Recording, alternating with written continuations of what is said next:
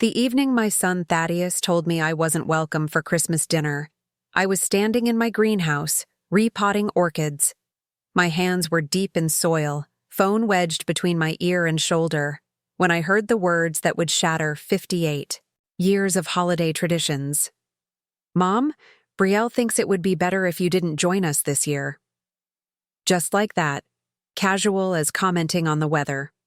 I nearly dropped my favorite Phalaenopsis, the one with delicate pink speckles I'd nurtured for a decade. Before we jump back in, tell us where you're tuning in from, and if this story touches you, make sure you're subscribed, because tomorrow, I've saved something extra special for you. I am Margaux Whitley, 67 years young as of last spring, retired museum curator with a passion for rare plants and a weakness for my only son. When my husband Curtis passed away 5 years ago, he left behind not just memories of 38 years together, but also an estate worth more than anyone in our small mountain town of Everthorne could have imagined. Curtis had made some shrewd investments in tech startups back when everyone thought he was crazy. Turns out, he was just ahead of his time. The Whitley estate sits on the outskirts of Everthorne, nestled against the Sapphire Mountains. From my bedroom window, I can see the mist clinging to pine trees each morning, the changing colors of seasons painting a new masterpiece every few months. Curtis and I built this place 30 years ago, back when Thaddeus was just a boy with scraped knees and boundless energy. We chose every brick, every beam, carefully creating not just a house, but a legacy. After Curtis died, the house felt impossibly large. 15 rooms for one woman seemed absurd, like wearing a ball gown to buy groceries. But I couldn't bear to sell it. This was Thaddeus's childhood home, the place where someday his children would build memories too. When Thaddeus met Brielle 4 years ago, I was thrilled. My son, at 33, had finally found someone who made his eyes light up. She was striking, tall with auburn hair that seemed to catch fire in the sunlight, always impeccably dressed, in clothes I later learned cost more than my monthly utility bills. She worked in brand management, whatever that meant, and spoke with the polished confidence of someone who had never been told no. Their wedding was a lavish affair at Sapphire Lodge, with ice sculptures and imported flowers that made my greenhouse collection look pedestrian. I wrote a check for $75,000 without hesitation. That's what mothers do. We give, we support, we celebrate. Brielle's parents, divorced and remarkably absent from her life, contributed nothing but criticism about the wine selection. Within a year of their marriage, Thaddeus approached me about their dream home, a modernist glass and steel structure on Everthorne's North Ridge, designed by some architect whose name Brielle dropped as though I should recognize it. The price, tag, $1, $2 million. "We've found exactly what we want, Mom," Thaddeus said over Sunday dinner, Brielle nodding beside him. "But the down payment is steeper than we expected." I didn't hesitate. "How much do you need?" $300,000, Brielle answered before Thaddeus could open his mouth. "But we'd pay you back, of course." I waved away her words. "Nonsense. Consider it an early inheritance. I want you both to be happy." The truth was, seeing my son settled, building his own legacy, filled a hollow space Curtis's death had left inside me. My financial advisor, Ellery, had warned me about establishing patterns of dependency. But what did she know about a mother's heart?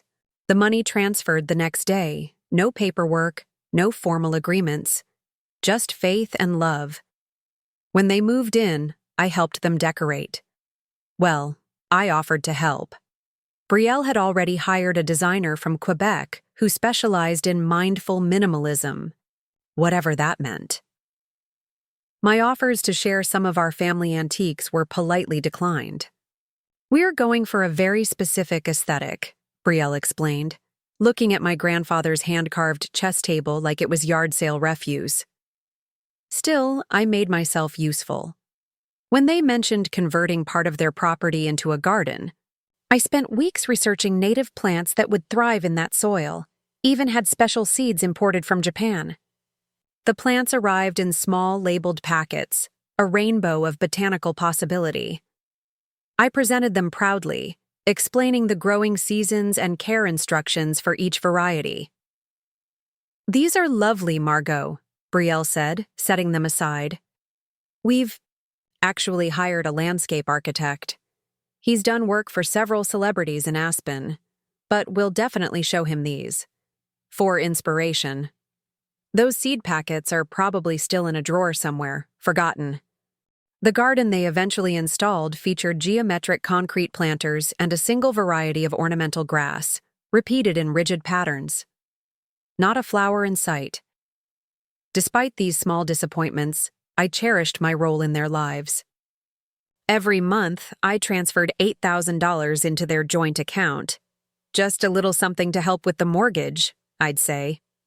Thaddeus would protest half-heartedly. Brielle never protested at all. I hosted Sunday dinners, helped them find a reliable housekeeper, even paid for Brielle's membership at Sapphire Springs Spa when she mentioned she was stressed about work. When they traveled to Morocco, Bali, and the Amalfi Coast, all documented meticulously on Brielle's social media accounts, I never questioned the expenses. After all, they were building memories, experiences. That's what life should be about. I kept myself busy too. I volunteered at the Everthorne Botanical Gardens 3 days a week, cataloging rare specimens and leading tours for schoolchildren who giggled at my enthusiasm for pollination patterns. I joined a book club filled with interesting women, some widowed like me, others simply seeking intellectual conversation. I was building a life that didn't revolve entirely around my son and his wife, but the holidays? Those were sacred. Ever. Since Thaddeus was born, Christmas had been our special time. Even during his college years, when he'd bring home roommates with nowhere else to go, we maintained our traditions. Homemade gingerbread on Christmas Eve, presents at dawn, and my special roast duck with orange glaze for dinner. When Curtis was alive, he'd play the piano while we sang carols badly but enthusiastically. After he died, the piano sat silent, but we kept every other tradition alive. The first Christmas after Thaddeus and Brielle married, they hosted at their new house. I brought the duck, my special cranberry relish, and my mother's antique serving dishes. The table looked beautiful, though Brielle seemed stressed about potential scratches on her imported dining table. The second Christmas was at my house, and though Brielle mentioned several times how exhausting the drive across town was in holiday traffic, we made it work. This would be our third Christmas as an expanded family, and planning had begun in BCE early November. I'd already ordered specialty ingredients, even found vintage ornaments that matched the winter white and gold theme Brielle had mentioned wanting for their tree this year. So when Thaddeus called that evening in early December, soil under my fingernails and orchids waiting to be tended, I wasn't prepared for what came next. "Mom, Brielle thinks it would be better if you didn't join us this year." The shock must have registered in my silence because he rushed to explain. "It's not personal, Mom. Brielle's cousin Lark is visiting from Switzerland with her husband and their twins. They'll be using the guest rooms, and with Brielle's parents both coming too, it's just going to be really crowded." "I could stay in a hotel," I offered, my voice sounding strange to my own ears. "The Pinecone Inn is just down the road from you. Brielle feels that would defeat the whole purpose of intimate family time," Thaddeus replied, sounding like he was reciting memorized lines. "With the kids being so young, they need to stick to schedules, and having people coming and going would be disruptive." "I see," I said, though I didn't see it all. "And what about our traditions? The gingerbread, the duck?" "Brielle's hiring a caterer this year, some farm-to-table chef from Aspen. Apparently he's been on one of those cooking shows." Thaddeus's voice brightened with forced enthusiasm. "It'll be a nice change, right? And you're always saying you work too hard during the holidays." I had never, not once, said any such thing. "We'll do something special after New Year's," he promised. "Just the three of us." After hanging up, I stood in the greenhouse for a long time, surrounded by the living things I'd nurtured, feeling more alone than I had since the day they lowered Curtis into the ground. The pain wasn't just about missing Christmas dinner. It was about being so easily set aside, an inconvenience to be managed rather than family to be embraced. That night, I pulled out photo albums, actual physical books filled with printed pictures, an anachronism in this digital age. There was Thaddeus on his first bicycle, his gap-toothed smile wide with pride. Thaddeus at his high school graduation, Curtis's arm around his shoulders. Preparing and narrating this story took us a lot of time, so if you are enjoying it, subscribe to our channel. It means a lot to us. Now back to the story. Thaddeus in his first apartment, surrounded by mismatched furniture we'd helped him collect from thrift stores. In every image, he looked directly at the camera, at me, with openness and affection. When had that changed? When had I become someone to manage rather than cherish? I poured myself a glass of Curtis's favorite scotch, something I did only on his birthday and their anniversary. The liquid burned pleasantly as I swirled it in the crystal tumbler we'd received as a wedding gift decades ago. "What would you do, Curtis?" I asked the empty room. The house creaked in response, old wood settling as temperatures dropped outside. The next morning, I woke with purpose. If I wasn't going to be part of their Christmas, I would create my own. I called Vivian from my book club, a spirited 70-something who'd been divorced 3 times and took no grief from anyone. "Of course they excluded you," she said when I explained the situation. "Brielle's been working toward this for years." "What do you mean?" I asked, genuinely confused. "Oh, Margaux," Vivian sighed. "You're brilliantly observant about everything except your own life. That girl has been systematically isolating Thaddeus since they met. Haven't you noticed how rarely he visits alone anymore? How they always have some reason to cut visits short? When's the last time he called you just to chat?" I wanted to protest, to defend them both, but the words died in my throat. Because Vivian was right. The casual drop-ins had stopped. Our conversations had grown shorter, more superficial. Somewhere along the way, my son had become a polite acquaintance rather than the person who knew me best in the world. "Come to my house for Christmas," Vivian offered. "My daughter Phoenix is bringing her new girlfriend. My ex-husband number 2 is coming with his current wife. We actually get along splendidly now that I'm not married to him. It'll be chaotic and probably inappropriate at times, but no one will be unwelcome." I thanked her, but declined. I needed to process this revelation, to understand what it meant for my future and my finances. That afternoon, I called Ellery, my financial advisor. We met the next day in her office overlooking Everthorne's small but charming downtown, where holiday decorations were already being strung across Main Street. "I need to make some changes," I told her, settling into the leather chair across from her desk. Ellery nodded, unsurprised. She'd been gently questioning my financial support of Thaddeus and Brielle for years. "What did they do?" she asked. "Simply." I explained about Christmas, about Brielle's cousin and the caterer and the intimate family time that somehow excluded me. Ellery listened without interrupting, then pulled up my financial records on her computer. "Margaux, do you realize you've given Thaddeus and Brielle over $950,000 in the past 4 years? That's not including the monthly transfers or the various expenses you've covered." The number hit me like a physical blow. Nearly $1 million.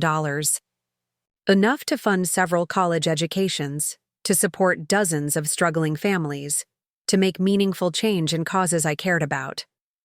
"I want to stop the monthly transfers," I said, the decision crystallizing as I spoke the words. "And I want to restructure my estate plan." Over the next 2 hours, Ellery and I created a new financial roadmap. The monthly transfers would cease immediately. A substantial portion of my estate would go into a trust for any future grandchildren, accessible only for education, and only after they turned 25. Another portion would go to the Everthorne Botanical Gardens to establish a permanent education center. And for Thaddeus? We created a matching fund. Whatever he earned and saved himself, the trust would match up to a certain limit. He wouldn't inherit simply for being born my son. He would earn his legacy through his own efforts. He's going to be furious, I said, signing the documents with a hand that trembled slightly. Possibly, Ellery agreed, but perhaps it's time. He remembered the woman who raised him, the one who worked alongside Curtis building the small accounting firm that eventually funded all this generosity. You weren't always wealthy, Margaux. You haven't forgotten what it means to work for something. Maybe it's time Thaddeus remembered that lesson too. As predicted, the first call came 3 days after the usual transfer date. I was in the greenhouse. Again, this time tending to my collection of succulents, desert plants that thrived on minimal care but delivered extraordinary beauty when properly tended. Mom, there seems to be some kind of banking error, Thaddeus said, skipping any greeting. The deposit didn't come through. There's no error, I replied, my voice steady.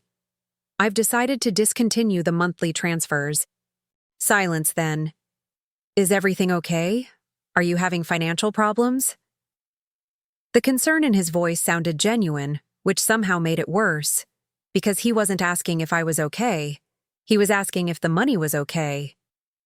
My finances are fine, I assured him.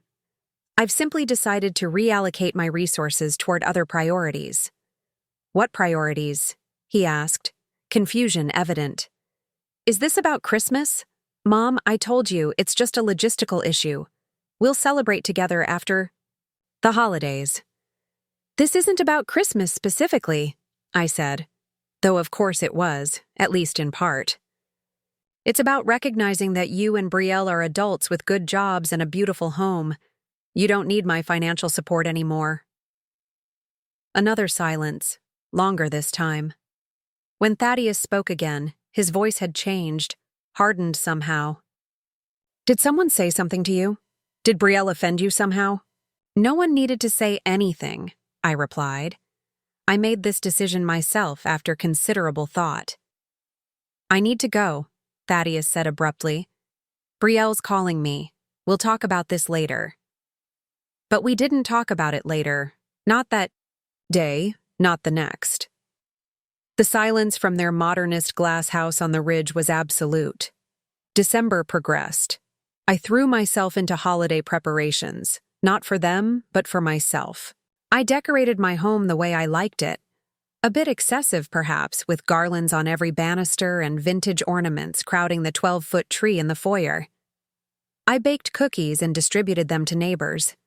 I attended the Everthorne Christmas market and purchased handcrafted gifts for the botanical garden staff. A week before Christmas, I received a text message from Brielle. Are you free for coffee tomorrow? Just us girls. We met at Everbean, a local coffee shop that served excellent lavender lattes. Brielle arrived 15 minutes late, immaculately, dressed in a camel cashmere coat that probably cost more than most people in Everthorne earned in a month. Margaux, it's so good to see you, she said, air kissing near my cheek. You look well. Thank you, Brielle. So do you. We exchanged pleasantries about the weather, unseasonably cold, the holiday crowds, insufferable, and her recent work trip to Los Angeles, exhausting but productive. She ordered a complicated coffee drink with numerous specifications, then fixed me with a direct gaze. Thaddeus is too proud to ask, but I'm not. What's going on with the money? No preamble, no attempt to ease into the conversation, just straight to the point. As I told Thaddeus, I've decided to discontinue the monthly support, I replied calmly. But why now? She pressed. Nothing has changed. Precisely my point. Nothing has changed in 4 years. You and Thaddeus still rely on my support despite having excellent jobs and no children. At some point, that support becomes enabling rather than helpful. Brielle's perfectly shaped eyebrows rose fractionally. I think there's been a misunderstanding. We don't rely on your money. We appreciate it. There's a difference. If you don't rely on it, then its absence shouldn't cause distress, I pointed out. It's not distress, she countered, her voice cooling several degrees. It's confusion. This seems so sudden, and frankly, punitive. It's neither sudden nor punitive, I said. It's a necessary recalibration. You and Thaddeus need to live within your actual means, not means artificially inflated by my contributions. Brielle's composure slipped, just slightly. A tightening around her eyes, a quick drum of manicured nails against the table. Is this about Christmas? Because we can work something out if it's that important to you. The casual dismissal in her tone told me everything. Christmas with me wasn't a priority. It was a concession she might graciously make to restore the flow of money. This isn't about Christmas, I lied. Though I find it interesting that's where your mind went immediately. She sighed, a practiced sound of exasperation. Margaux, we're family. Families support each other. Families forgive minor miscommunications. Yes, they do, I agreed. And families include each other in important celebrations without having to be bribed. A flush crept up her neck. That's completely unfair. We had legitimate space constraints. Lark's twins are absolute monsters, frankly, but they're family. As am I reminded her quietly. She stared at me for a long moment, then gathered her designer handbag. I can see you're determined to misunderstand. I'll let Thaddeus know. We talked.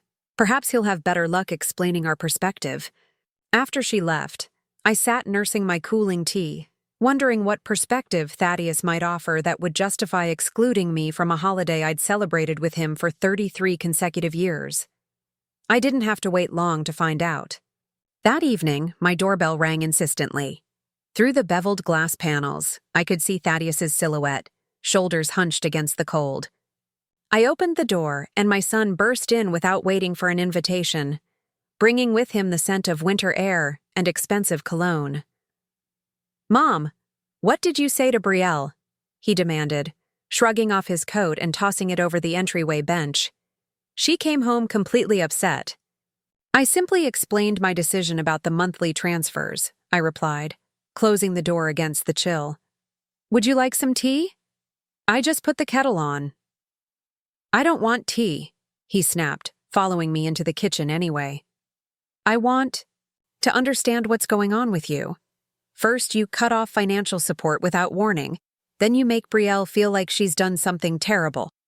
Has she done something terrible? I interrupted, genuinely curious about his perception. He looked momentarily confused. Of course not. She's been nothing but welcoming to you. Welcoming, I repeated, testing the word like a loose tooth. Is that how you'd describe excluding me from Christmas? Thaddeus ran a hand through his hair, a gesture so reminiscent of Curtis that my heart ached. That's what this is about, isn't it? You're punishing us because we needed one holiday to ourselves. To yourselves and Brielle's cousin from Switzerland, and her husband, and their twins, and both her parents, I clarified. That's quite a lot of people for someone wanting holiday solitude. Thaddeus had the grace to look uncomfortable. The situation is complicated. It's not complicated at all, I corrected him gently. I've become an inconvenience rather than a priority. That's your prerogative, but it does change our relationship, which in turn changes our financial arrangement. That's emotional blackmail, he accused, color rising in his face. The kettle whistled shrilly, and I turned to silence it, using the moment to compose myself. When I faced him again, I felt calm, certain. No, Thaddeus. Emotional blackmail would be threatening to withhold love or approval unless you included me. I'm not doing that. I love you regardless of where you spend Christmas. I'm simply adjusting my financial support to match the reality of our relationship. And what reality is that? He demanded. The reality where I'm important enough to Fund your lifestyle, but not important enough to make space for at your holiday table. He flinched as if I'd struck him. That's not fair. Perhaps not, I conceded. But neither is expecting me to continue financially supporting adults who increasingly treat me as an afterthought. Thaddeus stared at me like I'd suddenly started speaking a language he didn't understand. In a way, I had. For years I'd spoken the language of unconditional giving. Now I was speaking about boundaries, about reciprocity, about respect. These were foreign concepts in our relationship. So that's it? He finally asked.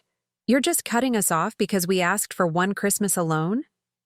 I'm discontinuing monthly financial support because you and Brielle are capable adults who should be self-sufficient, I corrected him. And I'm recognizing that our relationship has changed through choices we've all made. He left shortly after, without the tea I'd offered, without resolving anything. As I watched his car's taillights disappear down the winding driveway, I felt a complicated mixture of sadness and relief. The confrontation I'd dreaded was over, and I'd held my ground.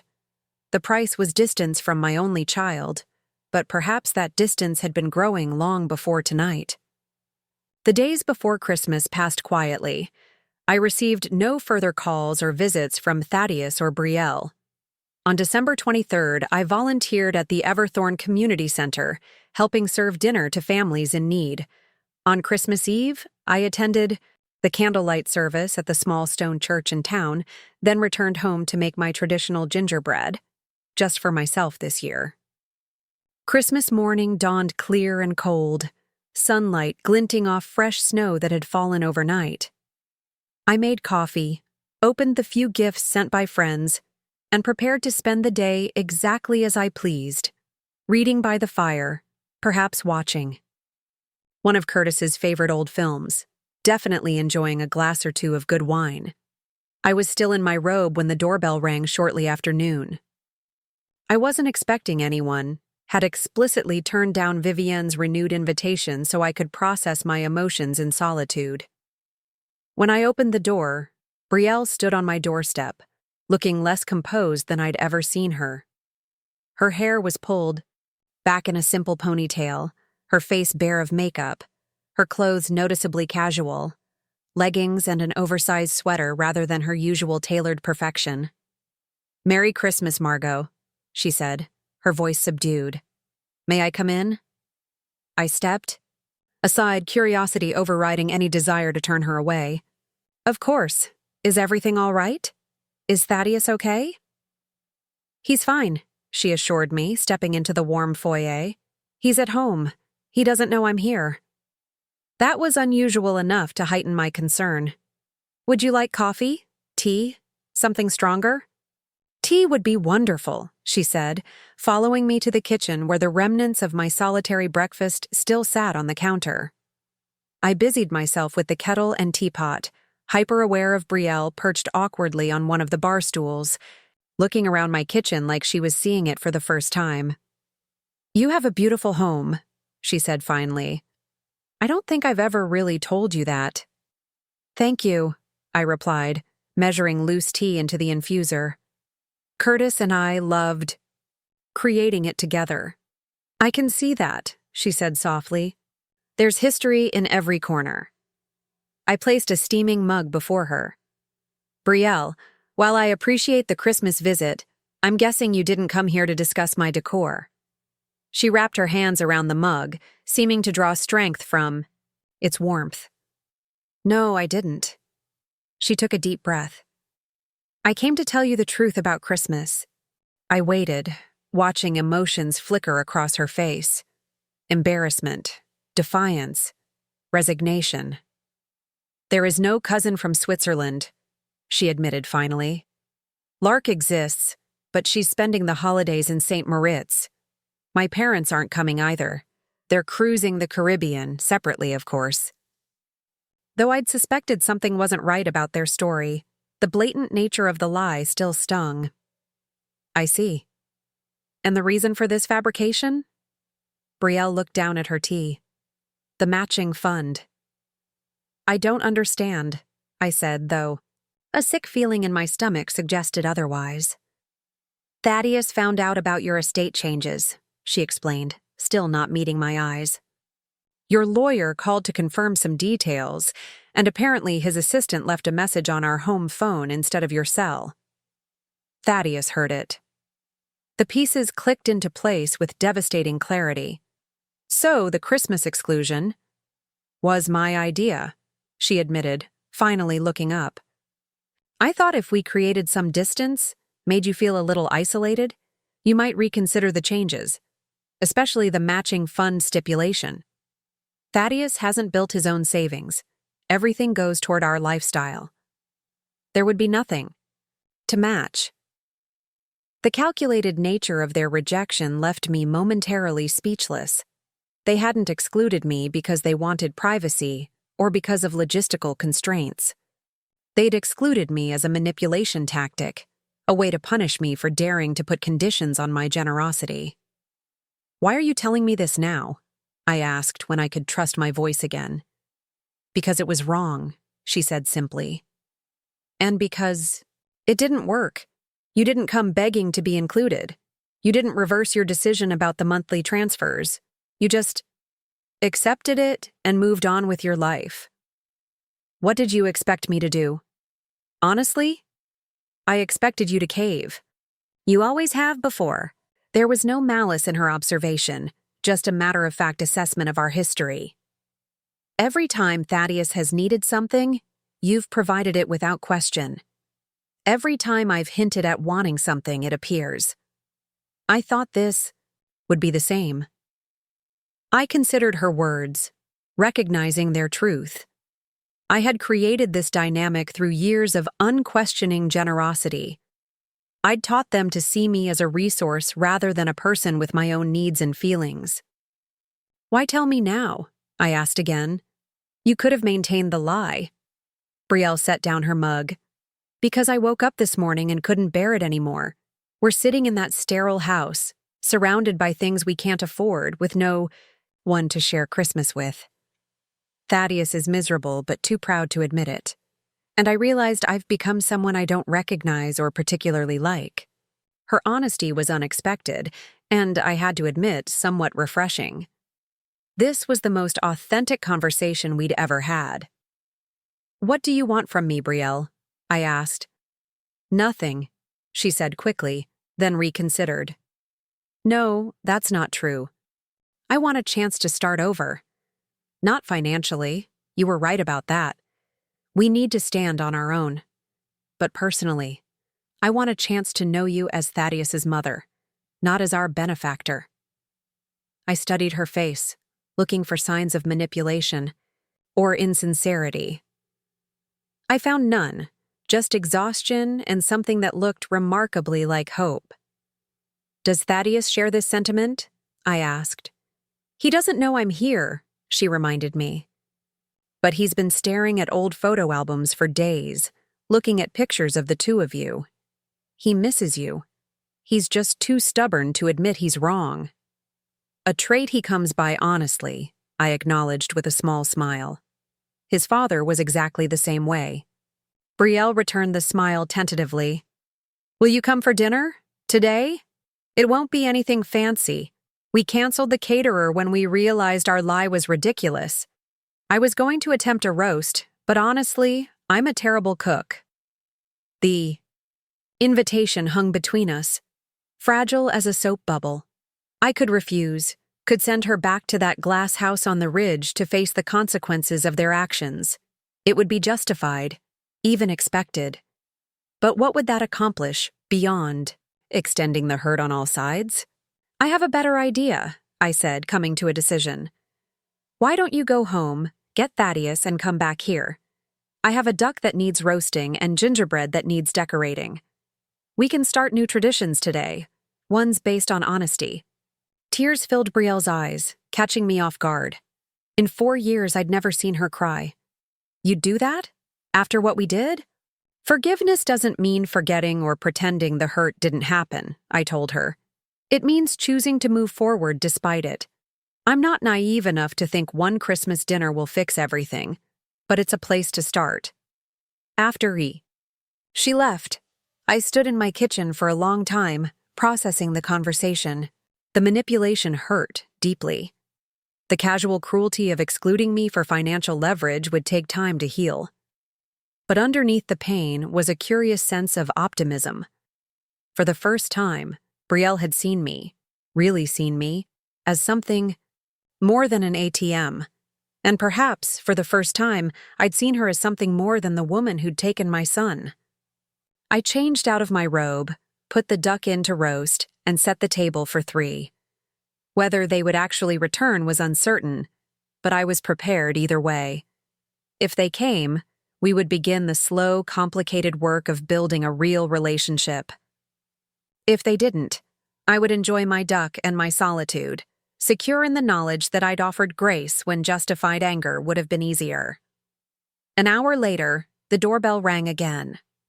Through the beveled glass, I could see 2 silhouettes, one tall and straight, the other with the slope-shouldered posture I'd recognize anywhere as my son's.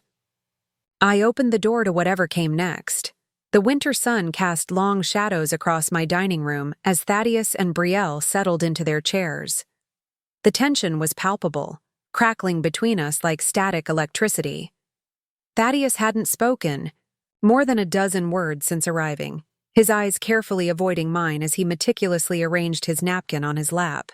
Brielle, by contrast, seemed determined to fill every silence with cheerful commentary about the table settings, the aroma of roasting duck, the beauty of my Christmas decorations, anything to distract from the unspoken conflict simmering beneath the surface. I placed the carved duck on the table, its skin crisp and golden, surrounded by caramelized fruits.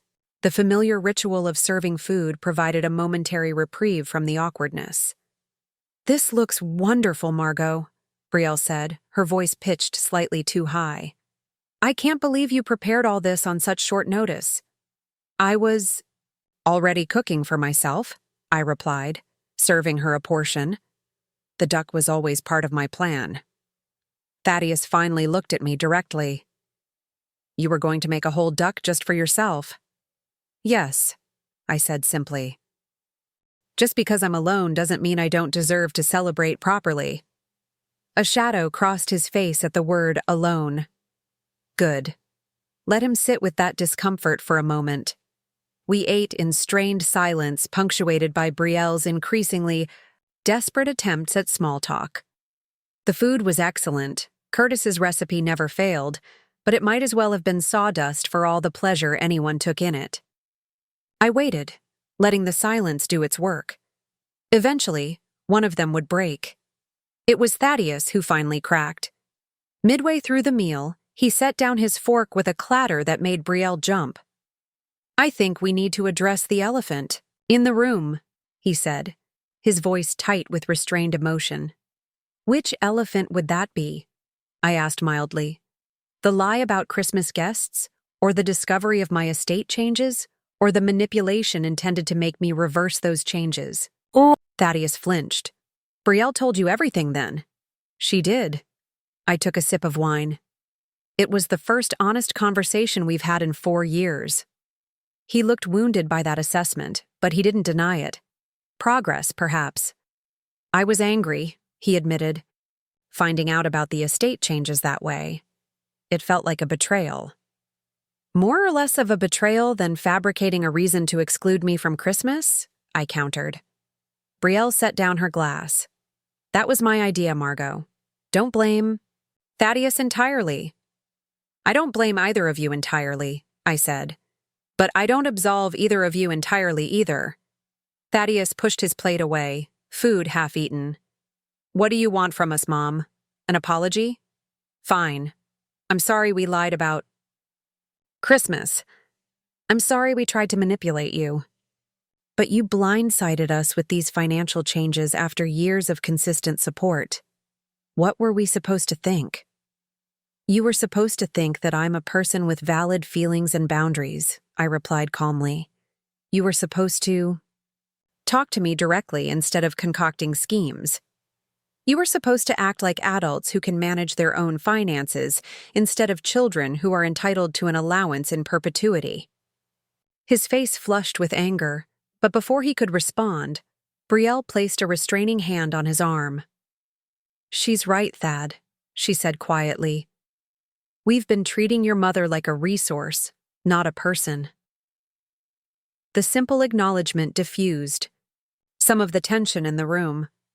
Thaddeus deflated slightly, the angry retort dying on his lips.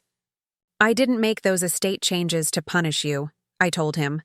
"I made them because I believe in you, in your capability to build your own legacy, instead of simply inheriting mine." "The matching fund feels punitive," he muttered. "It's actually an expression of faith," I corrected him. "Faith that you can and will create your own success as your father and I did. We didn't start with wealth, Thaddeus.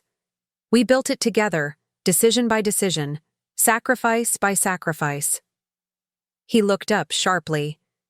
"You think I don't make sacrifices?" "I think you've become accustomed to a lifestyle that exceeds what you earn," I said gently. "That's not a judgment. It's mathematics. And it's at least partially my fault for enabling it." Brielle nodded slowly. "That's fair. We spend like we make 3 times our actual income." Thaddeus shot her a betrayed look, which she met steadily. "It's true, Thad. We do." The honesty between them surprised me. Perhaps there was more substance to their relationship than I'd given them credit for. "So what now?" Thaddeus asked, his defensive posture softening slightly. "You've cut off the monthly support, you've changed your estate plan. What else should we expect?" "That depends on what you want moving forward," I said. "If you're only interested in financial support, then yes, things have changed permanently. But if you're interested in a relationship based on mutual respect and honesty, that door remains open." Thaddeus stared at me for a long moment. "I don't know if I know how to have that kind of relationship with you anymore. You've always been the person who fixes everything, who provides everything. I don't know how to just be your son without also being your, I don't know, beneficiary." The raw admission broke my heart a little. What had I done to my child? To make him believe his value to me was tied to his need for my resources? "Maybe it's time we both learned," I suggested softly. "Maybe we start by simply spending time together without any expectations or transactions. Just 2 adults who happen to be family, getting to know each other again." Brielle squeezed Thaddeus's hand. "I think that sounds wonderful." He hesitated, then nodded. "Okay, we can try that." The meal concluded with marginally less tension. We didn't move to the living room for carols or storytelling as we might have in years past, but we did manage to finish dessert with something approaching normal conversation. When they left, Thaddeus hugged me. Briefly, awkwardly, but sincerely. "Merry Christmas, Mom," he said, his voice gruff with emotion. "Thank you for the meal." "Merry Christmas, Thaddeus," I replied, resisting the urge to smooth his hair as I had when he was small. "We'll talk soon." After they departed, I closed the door and leaned against it, suddenly exhausted. The confrontation, the tentative reconciliation, it had taken more out of me than I'd realized. I cleaned the kitchen methodically, wrapping leftovers and washing Crystal by hand, finding comfort in the familiar rituals. Later, curled in Curtis's old reading chair with a final glass of wine, I felt his absence keenly. He would have known exactly what to say to Thaddeus, would have found the perfect balance of firmness and compassion. "I'm doing my best here, Curtis," I whispered to the empty room. "I hope it's enough." January arrived with a blanket of fresh snow and the promise of new beginnings. I threw myself into my volunteer work at the Everthorne Botanical Gardens, helping to plan the spring exhibition on endangered alpine species. My book club resumed after the holiday hiatus, bringing welcome intellectual stimulation and the warmth of female friendship. Thaddeus called twice during the first week of January, brief, somewhat stilted conversations about nothing in particular. He was trying, in his own way. Brielle sent a handwritten thank you note for Christmas dinner, surprising me with its apparent sincerity. baby steps toward a new normal. The real test came in mid-January when my kitchen sink developed a persistent leak. In the past, I would have immediately called Thaddeus, who would have dropped everything to help, partly out of genuine concern, partly to maintain the dynamic of being needed. This time, I called a plumber instead. He arrived promptly the next morning, Casimir Novak, according to the name embroidered on his work shirt. He was perhaps in his early 60s, with salt and pepper hair and hands that spoke of decades of practical work. "Leaky sink, eh?" he said, following me to the kitchen. "Let's take a look." He worked efficiently, explaining the problem and the repair in clear terms without condescension. When he finished, he declined my offer of coffee. "Got 3 more calls to make today," he explained with a smile that creased the corners of his eyes. Winter is hard on old pipes. I wrote him a check, adding a generous tip. "Thank you for fitting me in so quickly." "My pleasure, Mrs. Whitley." He packed his tools with practiced precision. "By the way, those orchids in your greenhouse, Phalaenopsis, right? My mother used to grow them back in Croatia. Never seen such healthy specimens in this climate." His observation caught me by surprise. "You know orchids?" He shrugged modestly. "Know a little about a lot of things. Comes with the territory when you've been fixing people's problems for 30 years. After he left, I found myself thinking about his comment. Fixing people's problems. Isn't that what I'd always done for Thaddeus? Fix, provide, smooth the path. I'd built my identity around being necessary, around being the solution to every difficulty. Perhaps that was the real issue, not just Thaddeus's and Brielle's expectations, but my own need to be needed. Curtis had often teased me about my savior complex, my compulsion to solve everyone else's problems. I'd always laughed it off, but now I wondered if he'd identified something fundamental about my character, something that had contributed to our current situation just as much as any entitlement on Thaddeus's part. These thoughts were still percolating when Vivian called, inviting me to a small dinner party the following weekend. "Nothing fancy," she assured me. "Just a few friends, good food, better wine. You need to get out more, Margaux. That big house is swallowing you up." I started to decline automatically, then caught myself. Why not? Why not spend an evening with interesting adults who expected nothing from me beyond conversation and companionship? "I'd love to come," I said, surprising myself with the realization that it was true. "Can I bring anything?" "Just yourself," Vivian replied, "and maybe that spectacular cranberry relish you made for the garden club luncheon last fall." The dinner party proved to be exactly what I needed: stimulating conversation, delicious food, and the kind of relaxed camaraderie that comes from people with no agenda beyond enjoying each other's company. Vivian had assembled an eclectic group: a retired literature professor from the community college, a glass artist whose work was featured in galleries across the Northwest, a wildlife biologist studying wolf populations in the Sapphire Mountains, and to my surprise, Casimir the plumber. "Kaz is my neighbor," Vivian explained when I raised an eyebrow at his presence. "And the best dinner guest you could ask for. He actually listens when other people talk, a rare quality these days." The evening flowed pleasantly from aperitifs in Vivian's art-filled living room to dinner at her massive farmhouse table. I found myself seated between Casimir and the wildlife biologist Naomi, drawn into a fascination discussion about the seasonal adaptations of native plants. The serviceberry along the river trails puts out early blossoms that can withstand frost, Naomi explained, gesturing with her fork for emphasis. It's evolved to take advantage of the brief pollination window before competing species bloom. "Like getting a head start on the competition," Casimir commented with a smile. "Smart plant." "Nature is remarkably adaptive," I agreed. In the botanical garden, we've been documenting how climate shifts are affecting bloom times.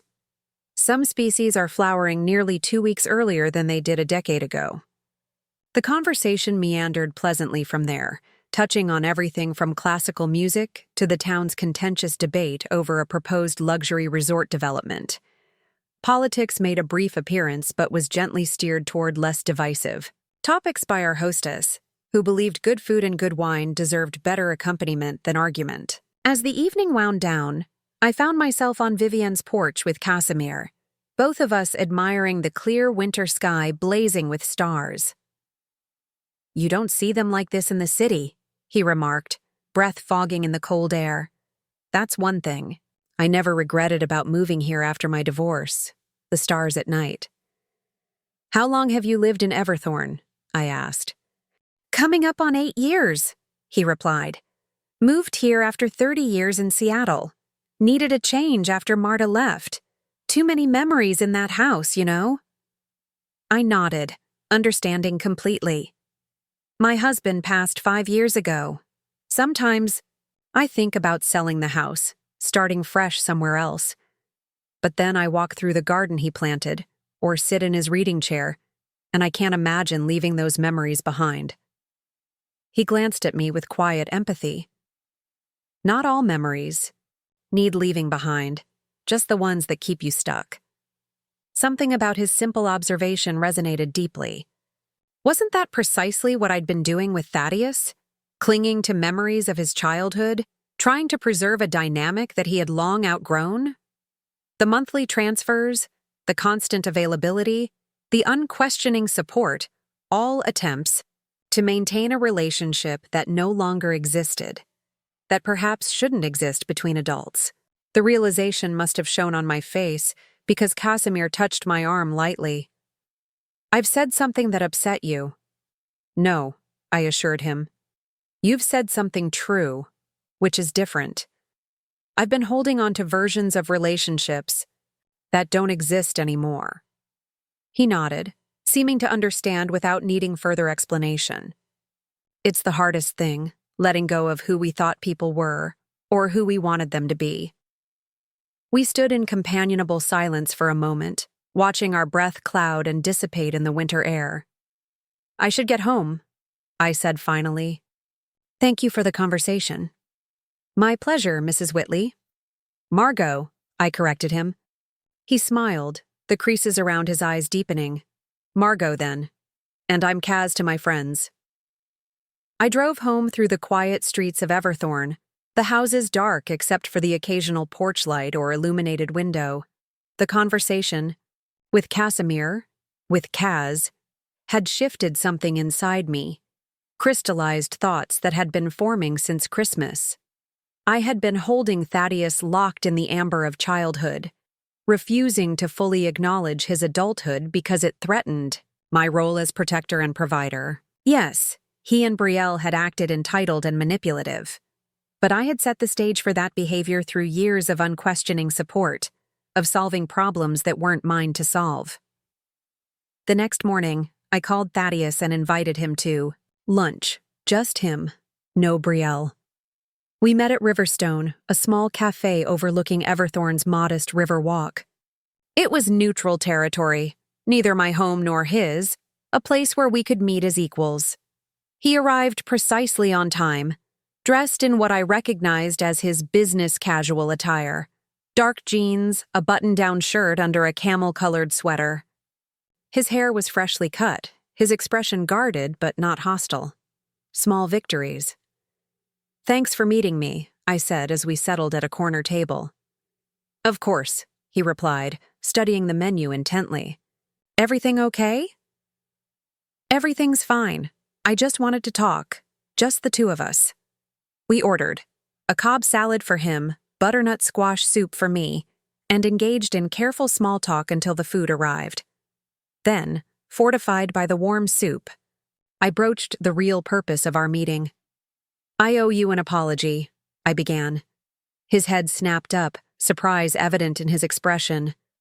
"You owe me an apology? For what?" "For not letting you grow up," I said simply. "For continuing to treat you like a child who needs my protection and support, rather than an adult capable of making his own decisions and living with the consequences."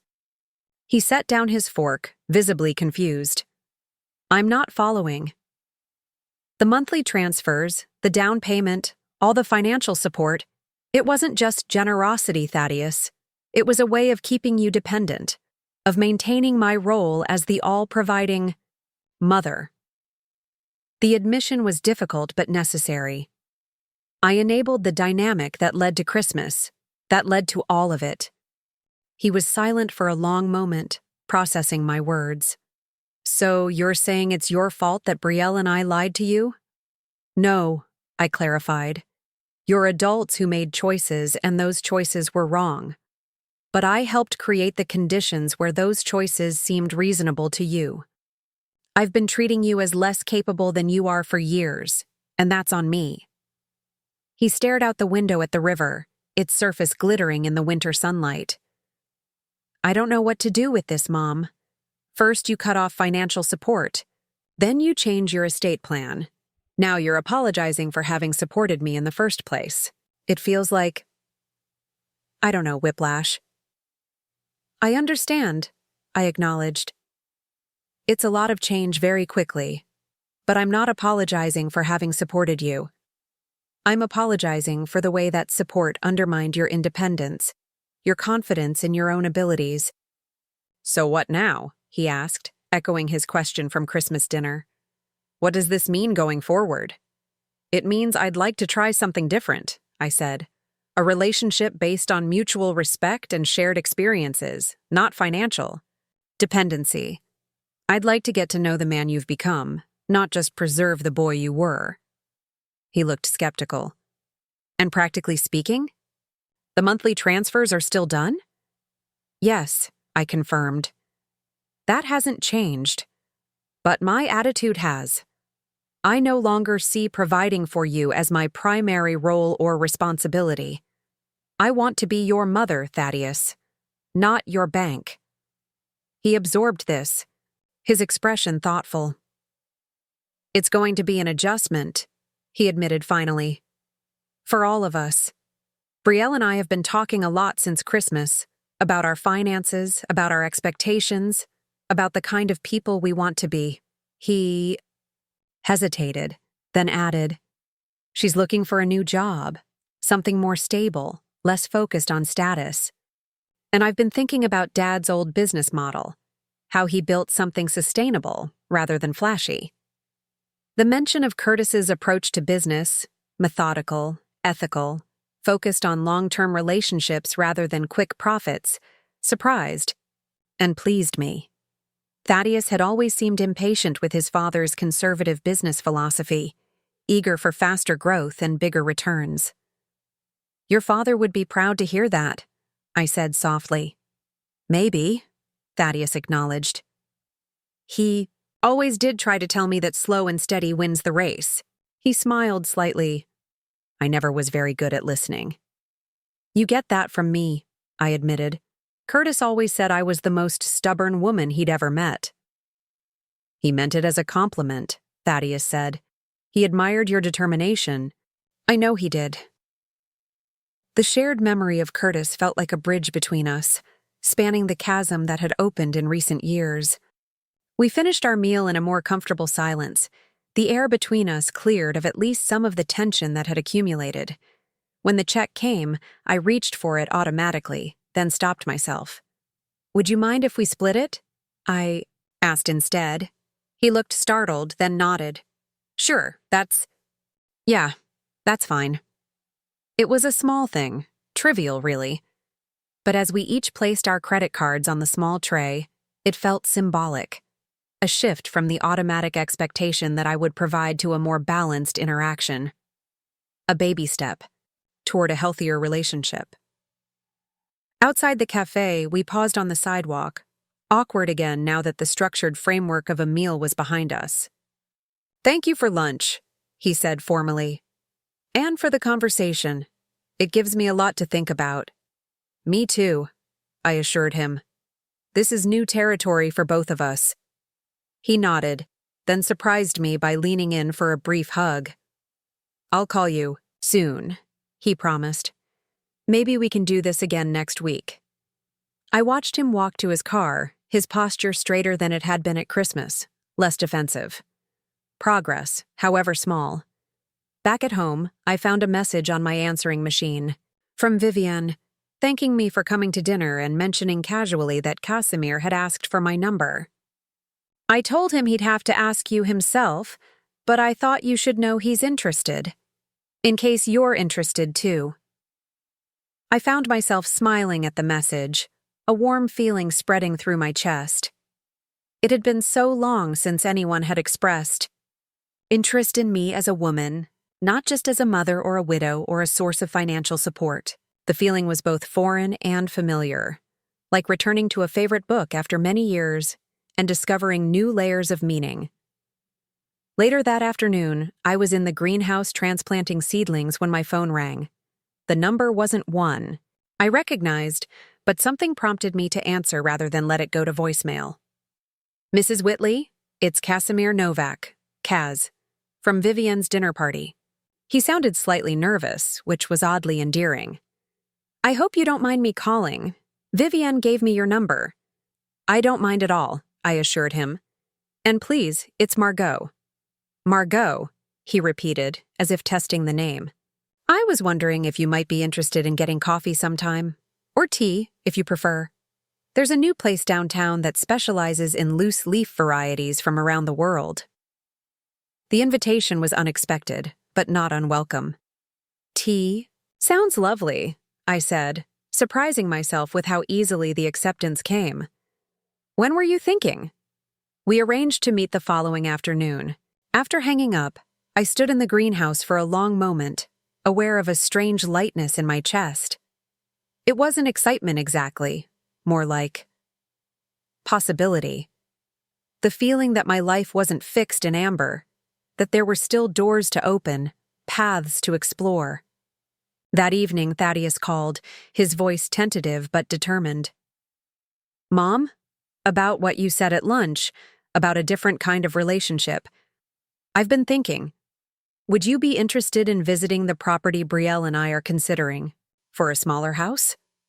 It's nothing fancy, just a simple place closer to town, but I'd value your opinion.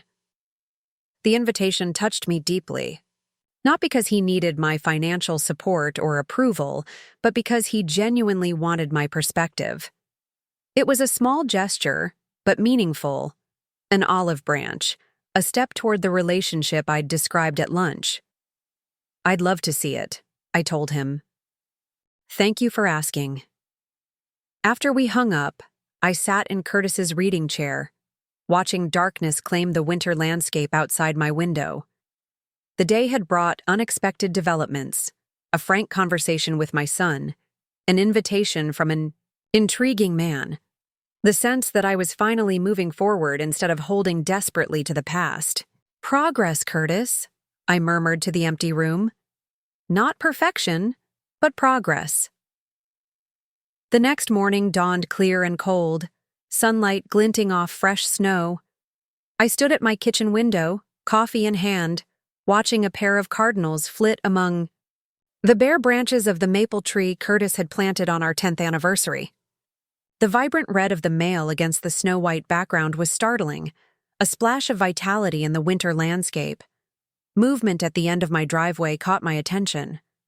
A familiar car was turning in, moving slowly on the snow-covered surface. Thaddeus's car, unexpected at this early hour. I set down my coffee and moved to the front door, opening it just as he reached the porch. His face was grave, his eyes red-rimmed as if he hadn't slept. Thaddeus? What's wrong? He didn't answer immediately, just stood there in the cold, breath clouding around him. When he finally spoke, his voice was rough with emotion. I need to tell you something, Mom. Something important. About Brielle. About everything. I stepped back, opening the door wider. Come inside. Whatever it is, we'll figure it out together. He nodded, crossing the threshold into the warmth of the house. As I closed the door behind him, I felt a curious blend of concern and calm. Whatever revelation he brought, whatever confession or crisis loomed, we would face it as adults, not as benefactor and dependent, but as mother and son, navigating a new relationship built on honesty rather than expectation. The path forward wouldn't be smooth. Real growth never is. But for the first time in years, I felt we were walking in the right direction. Thaddeus paced the length of my living room, his footsteps heavy on the hardwood floors Curtis had installed decades ago. The morning light streamed through the east-facing windows, illuminating dust motes that danced in his wake. I waited patiently in my armchair, giving him the space to gather his thoughts. Whatever he needed to tell me, it clearly wasn't easy. Finally, he stopped pacing and turned to face me. His expression a complex mixture of shame, anger, and something else. Relief, perhaps, at finally unburdening himself. "Brielle's been having an affair," he said, the words tumbling out in a rush. "With her boss, for over a year now." The revelation landed between us like a stone dropped in still water, sending ripples of silence across the room. I absorbed the information, considering its implications, the pain it must have caused him. "I'm so sorry, Thaddeus," I said finally. "When did you find out?" He sank onto the sofa, suddenly looking exhausted. 3 months ago, right before Thanksgiving." The timing struck me like a physical blow. 3 months? You've known since before the holidays?" He nodded, unable to meet my eyes. "I confronted her when I found text messages on her phone. She denied it at first, then admitted everything. Said it was just physical, that it didn't mean anything." His laugh was hollow, bitter, as if that made it better somehow. I struggled to reconcile this new information with everything that had happened since Thanksgiving. "But you stayed together. You presented a united front about Christmas, about the financial changes." "I was trying to save our marriage," he said defensively. "Brielle promised it was over with him. She cried, said she couldn't bear to lose me. I wanted to believe her. I needed to believe her." "And was it over?" I asked gently. He shook his head, tears welling in his eyes. "No. I found out last night that it never stopped. All those late meetings, business trips, she was with him the whole time. Even Christmas Day after we left. Your house?" She made an excuse about needing something from her office. His voice broke. "She was meeting him while I was home researching marriage counselors." I moved to sit beside him on the sofa, close but not touching, respecting the fragility of the moment. "I'm truly sorry, Thaddeus. No one deserves that kind of betrayal. The worst part isn't even the affair," he continued, his voice steadying. "It's that I've been building my entire life, our entire life, on a foundation that wasn't real. The house, the lifestyle, the image we projected, none of it was authentic. It was all for show, all to maintain this facade of success and happiness." His words resonated with my own recent realizations. "Appearances can be deceiving," I agreed, softly, "even to ourselves." He looked at me then, really looked at me, perhaps seeing me clearly for the first time in years. "You tried to tell me, in your way. All those conversations about sustainability, about building something real. I just wasn't ready to hear it." "We hear things when we're ready," I said, "not a moment before." He reached into his jacket pocket and pulled out a folded document. "There's more, Mom. Something I need to show you." He handed me the paper, which I unfolded carefully. It was a bank statement from an account I didn't recognize, in Brielle's name only. The balance was substantial, over $400,000. "I found this when I was looking for evidence of the affair," Thaddeus explained. "She's been siphoning money from our joint account for years. Small amounts at first, then larger transfers once she realized I never checked the statements." I studied the document, a cold feeling settling in my stomach. "This is more than just saving for herself. This is theft," he finished for me. "From me, from us. And that's not all." He took a deep breath, Remember that down payment you gave us for the house? The $300,000? I nodded, already anticipating what was coming.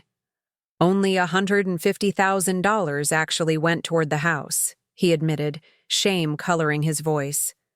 Brielle convinced me to invest the rest in her friend's startup company, a company that, it turns out, doesn't exist. The money went straight to her friend's new yacht. The scale of the deception was staggering. Not just an affair, but financial betrayal as well. I thought of all the money I'd given them over the years, the monthly transfers, the extra gifts and contributions. How much had actually gone toward their life together, and how much had been diverted to Brielle's secret account or her friend's fraudulent schemes? Does she know you've discovered the account? I asked. He shook his head. No. After I found out about the affair continuing, I didn't confront her. I just started digging. I found the account statements in a locked drawer in her home office. She thinks I'm at a client meeting right now. I considered his situation from all angles. The marriage was clearly over. The trust had been irreparably broken. But the financial entanglement would be complex and potentially devastating. Have you spoken with a lawyer? I asked. Not yet. I wanted to talk to you first. He hesitated, then continued. I know I've been awful to you, Mom. I've taken your generosity for granted, participated in Brielle's schemes to manipulate you, behaved like an entitled child instead of a grateful son. I wouldn't blame you if you told me to handle this mess on my own, but I could really use your advice right now. His vulnerability, his willingness to acknowledge his mistakes, touched me deeply. This wasn't the entitled young man who had stood in my kitchen at Christmas, defensive and accusatory.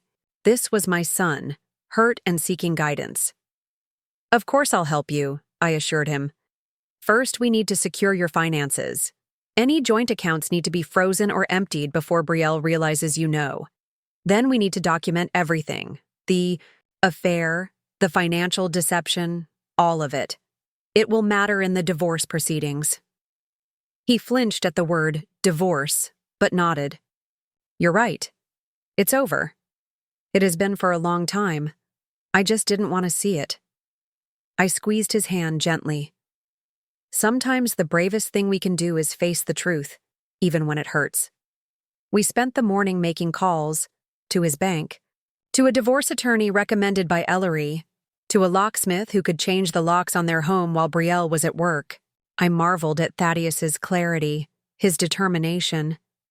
The shock and hurt were still there, evident in the tightness around his eyes and the occasional tremor in his voice, but he was moving forward with purpose.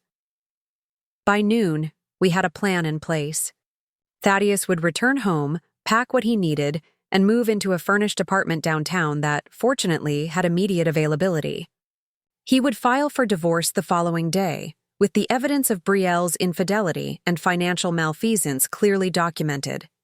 The house would be sold, the proceeds divided according to actual contribution rather than the usual equal split. As he prepared to leave, Thaddeus hesitated at the door. Mom, can I ask you something personal? Of course, I replied. How did you know? With Dad, I mean. How did you know it was real, that you could trust him completely? The question caught me off guard. Thaddeus rarely spoke of Curtis directly, especially not in terms of their relationship. I thought carefully before answering. Your father and I built trust over time, I said finally. It wasn't something that existed automatically. It was something we created together, decision by decision, year by year. There were moments of doubt, of course. That's natural in any long-term relationship. But the foundation was solid because we prioritized honesty, even when it was uncomfortable. Thaddeus nodded, absorbing this.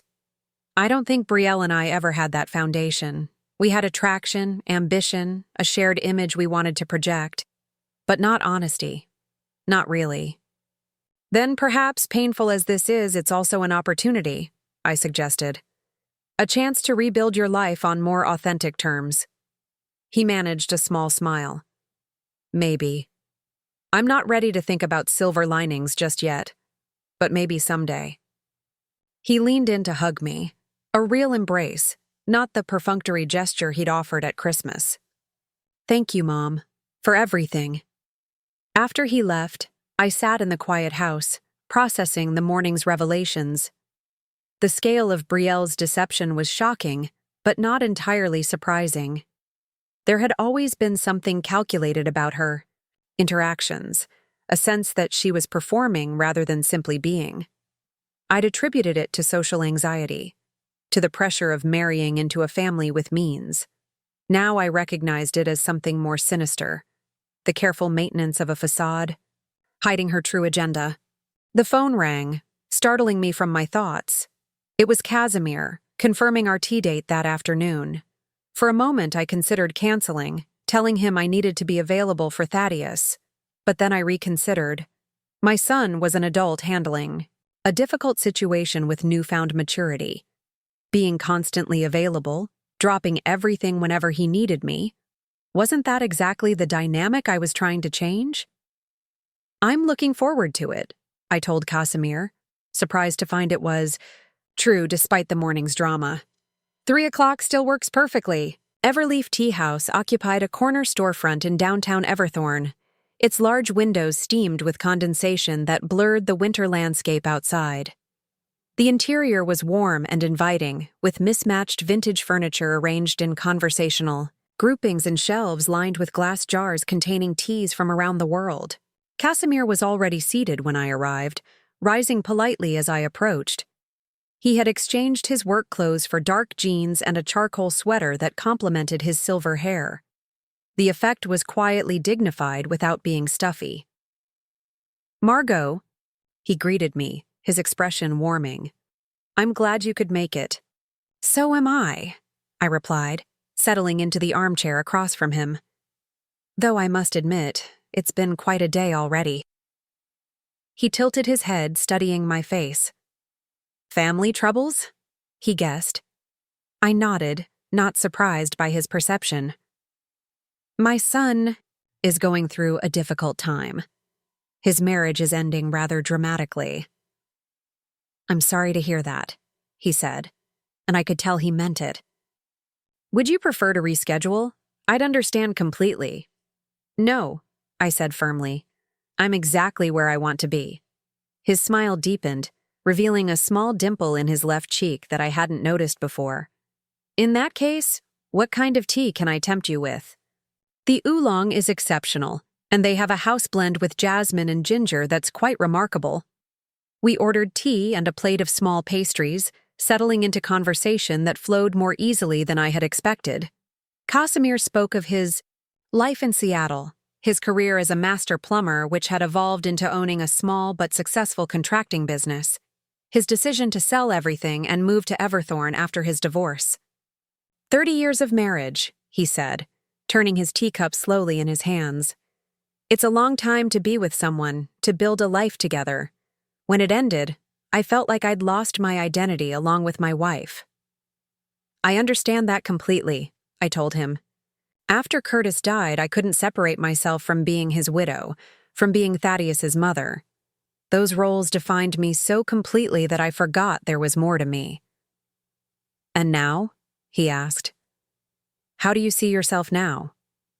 The question was simple but profound. I considered it carefully. I'm still Curtis's widow, still Thaddeus's mother, I said slowly. Those aspects of my identity aren't going away. But I'm also Margaux Whitley, a woman with interests and opinions and a life that extends beyond those relationships. He nodded, approval warming his gaze. Well put. It took me much longer to reach that understanding. The conversation meandered pleasantly from there. We discovered shared interests in gardening, in classical music, in the lesser-known trails that wound through the mountains surrounding Everthorne. He had a dry wit that surfaced unexpectedly, making me laugh at moments I didn't anticipate. My daughter thinks I should try one of those dating applications, he confessed with a grimace. She created a profile for me, complete with a photograph where I appear to be unnaturally interested in a fishing lure. I chuckled at the image. My book club has been trying to set me up with Vivienne's brother-in-law for months. Apparently, his main qualification is that he's breathing and approximately my age. The bar is set so low for us, he agreed solemnly, his eyes twinkling. Simply existing is considered an achievement worthy of romantic interest.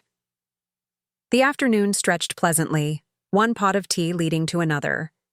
Outside, the winter light began to fade, the street lamps flickering on along Main Street.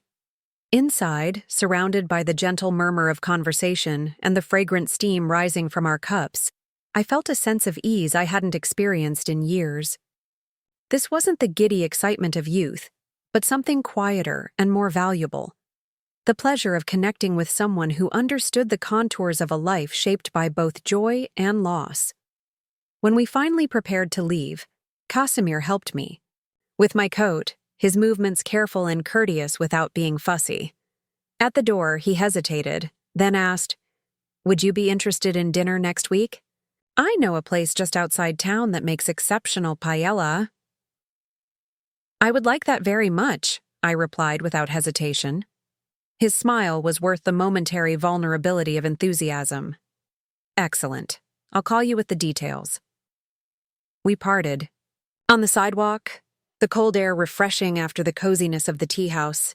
As I drove home through the darkening streets, I found myself humming along with the radio, a sense of anticipation warming me despite the winter chill. At home, a message waited on my answering machine. Thaddeus, his voice steady despite the obvious strain. "Just wanted to let you know I'm settled in the apartment. It's tiny and the view is basically the parking lot, but it feels clean somehow." Brielle called 17 times after she found the divorce papers. I didn't answer. The attorney says that's the right approach for now. A pause, then. "Thanks again for this morning, for listening, for helping, for not saying. I told you so, even though you would have been entitled."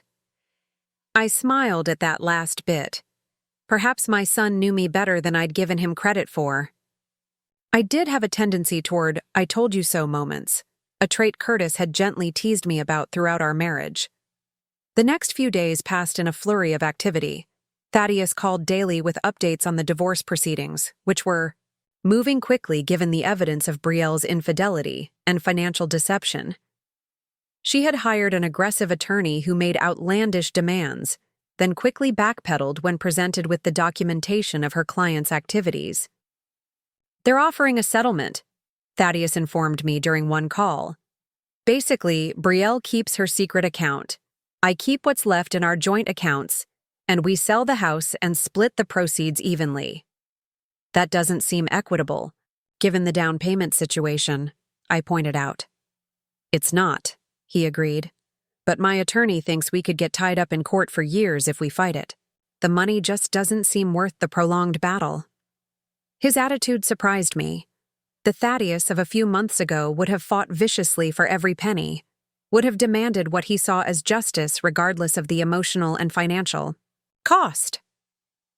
This more pragmatic approach, this willingness to accept an imperfect resolution for the sake of moving forward, represented real growth. "If you're comfortable with the settlement, then I support your decision," I told him. "There's wisdom in knowing when to fight and when to walk away." "That sounds like something Dad would say," he observed. "It does, doesn't it?" I smiled at the connection. He always said that life was too short for unnecessary battles. Thaddeus was quiet for a moment. "I've been thinking a lot about Dad lately, about the kind of man he was, the kind of life he built. It wasn't flashy or Instagram-worthy, but it was solid, real." Another pause, then, "I want that kind of life, Mom. I want to build something that matters, not just something that looks good from the outside." The admission, so simple yet so profound, brought tears to my eyes.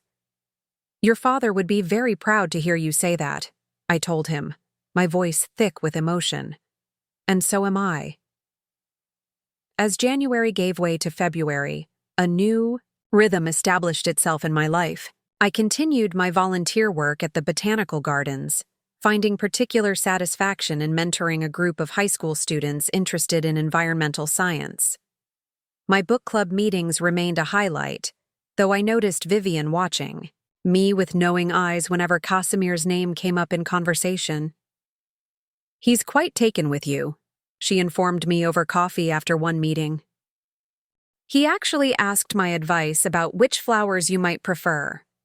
Kaz, asking for romantic advice. I nearly fell off my chair. "We're enjoying each other's company," I said neutrally, though I couldn't entirely suppress a smile.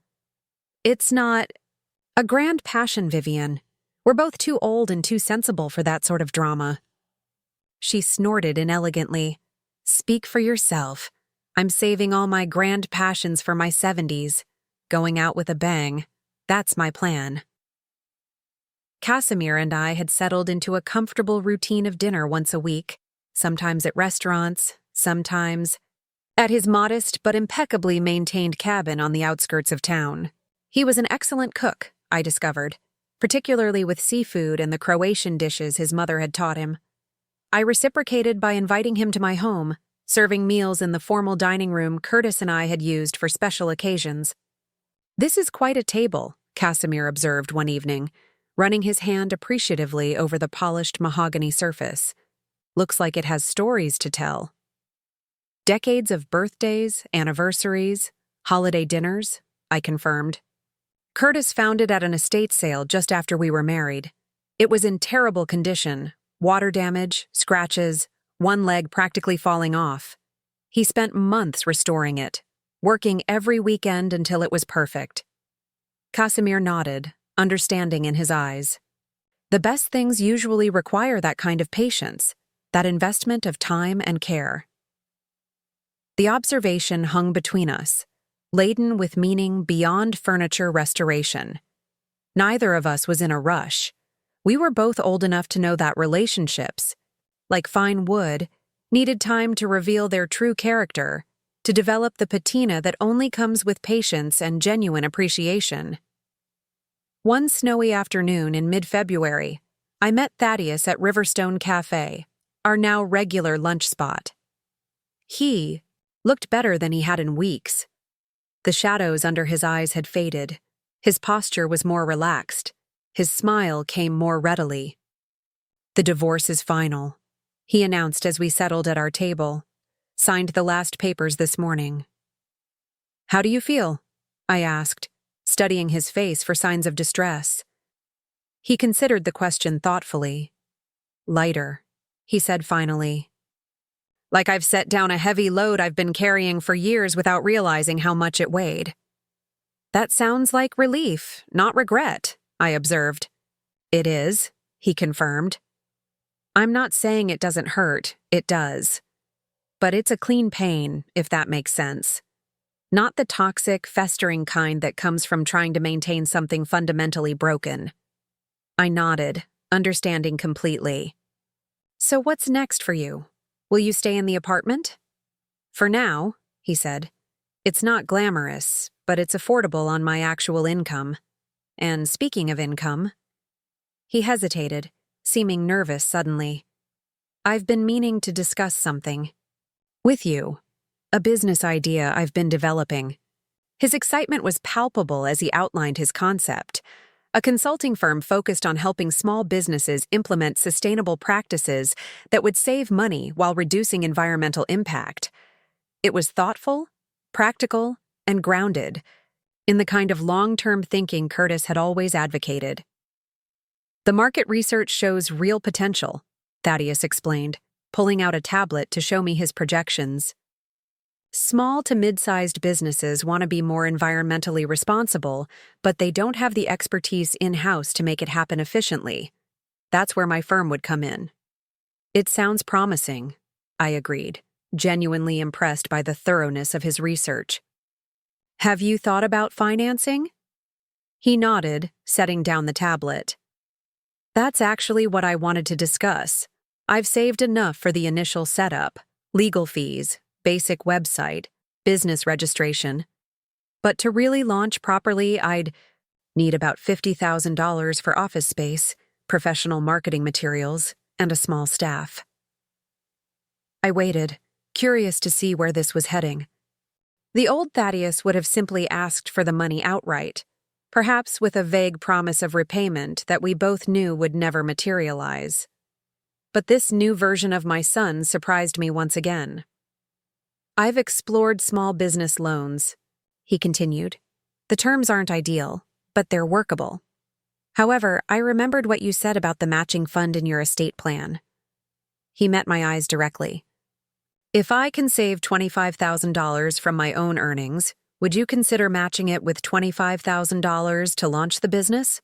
Not as a gift, but as an investment with proper documentation and a repayment schedule." The proposal was clear, professional, and respectful, acknowledging both his own responsibility and my potential concerns. It represented exactly the kind of approach I'd hoped to encourage with the matching fund provision. "I think that could be arranged," I said carefully. "But I'd want to see a formal business plan, cash flow projections, market analysis, all the documentation any investor would require." "Already working on it," he assured me. "I want to do this right, Mom. Not cutting corners, not taking shortcuts, building something real, like Dad would have done." The reference to Curtis, offered so naturally, warmed me. For years after his death, Thaddeus had avoided mentioning his father, as if the grief was too raw to acknowledge directly. This casual invocation of Curtis's approach, this desire to emulate his methodical integrity, felt like a healing of sorts. As we finished our lunch, Thaddeus asked about my own activities, showing genuine interest in my volunteer work and my social life. When I mentioned Casimir, he raised an eyebrow but didn't comment directly, simply asking if we were enjoying spending time together. "We are," I said, feeling oddly shy about discussing this new aspect of my life with my son. "He's thoughtful, interesting, skilled at many things. We're taking it slowly." Thaddeus nodded. "Good. You deserve someone who appreciates you, who sees you clearly." The simple affirmation, so different from the potential awkwardness I'd feared, touched me deeply. "Thank you," I said softly. "That means a great deal coming from you." As we parted outside the cafe, Thaddeus surprised me with a warm hug. "I'm proud of us," he said, his voice muffled against my hair. "We're figuring it out, aren't we? This new way of being family." "We are," I agreed, returning the embrace. Day by day, conversation by conversation. I watched him walk to his car, his stride purposeful despite the slippery sidewalk. The change in him over these past weeks had been remarkable, from entitled and defensive to thoughtful and self-aware. The catalyst had been painful, certainly. No one would choose betrayal and divorce as a path to personal growth. But he was emerging from the experience stronger, more authentic, more truly himself. As I drove home through the quiet streets of Everthorne, I found myself thinking about transformation, how it rarely follows a neat linear path, how it often emerges from our most painful experiences, how it requires both letting go and taking hold.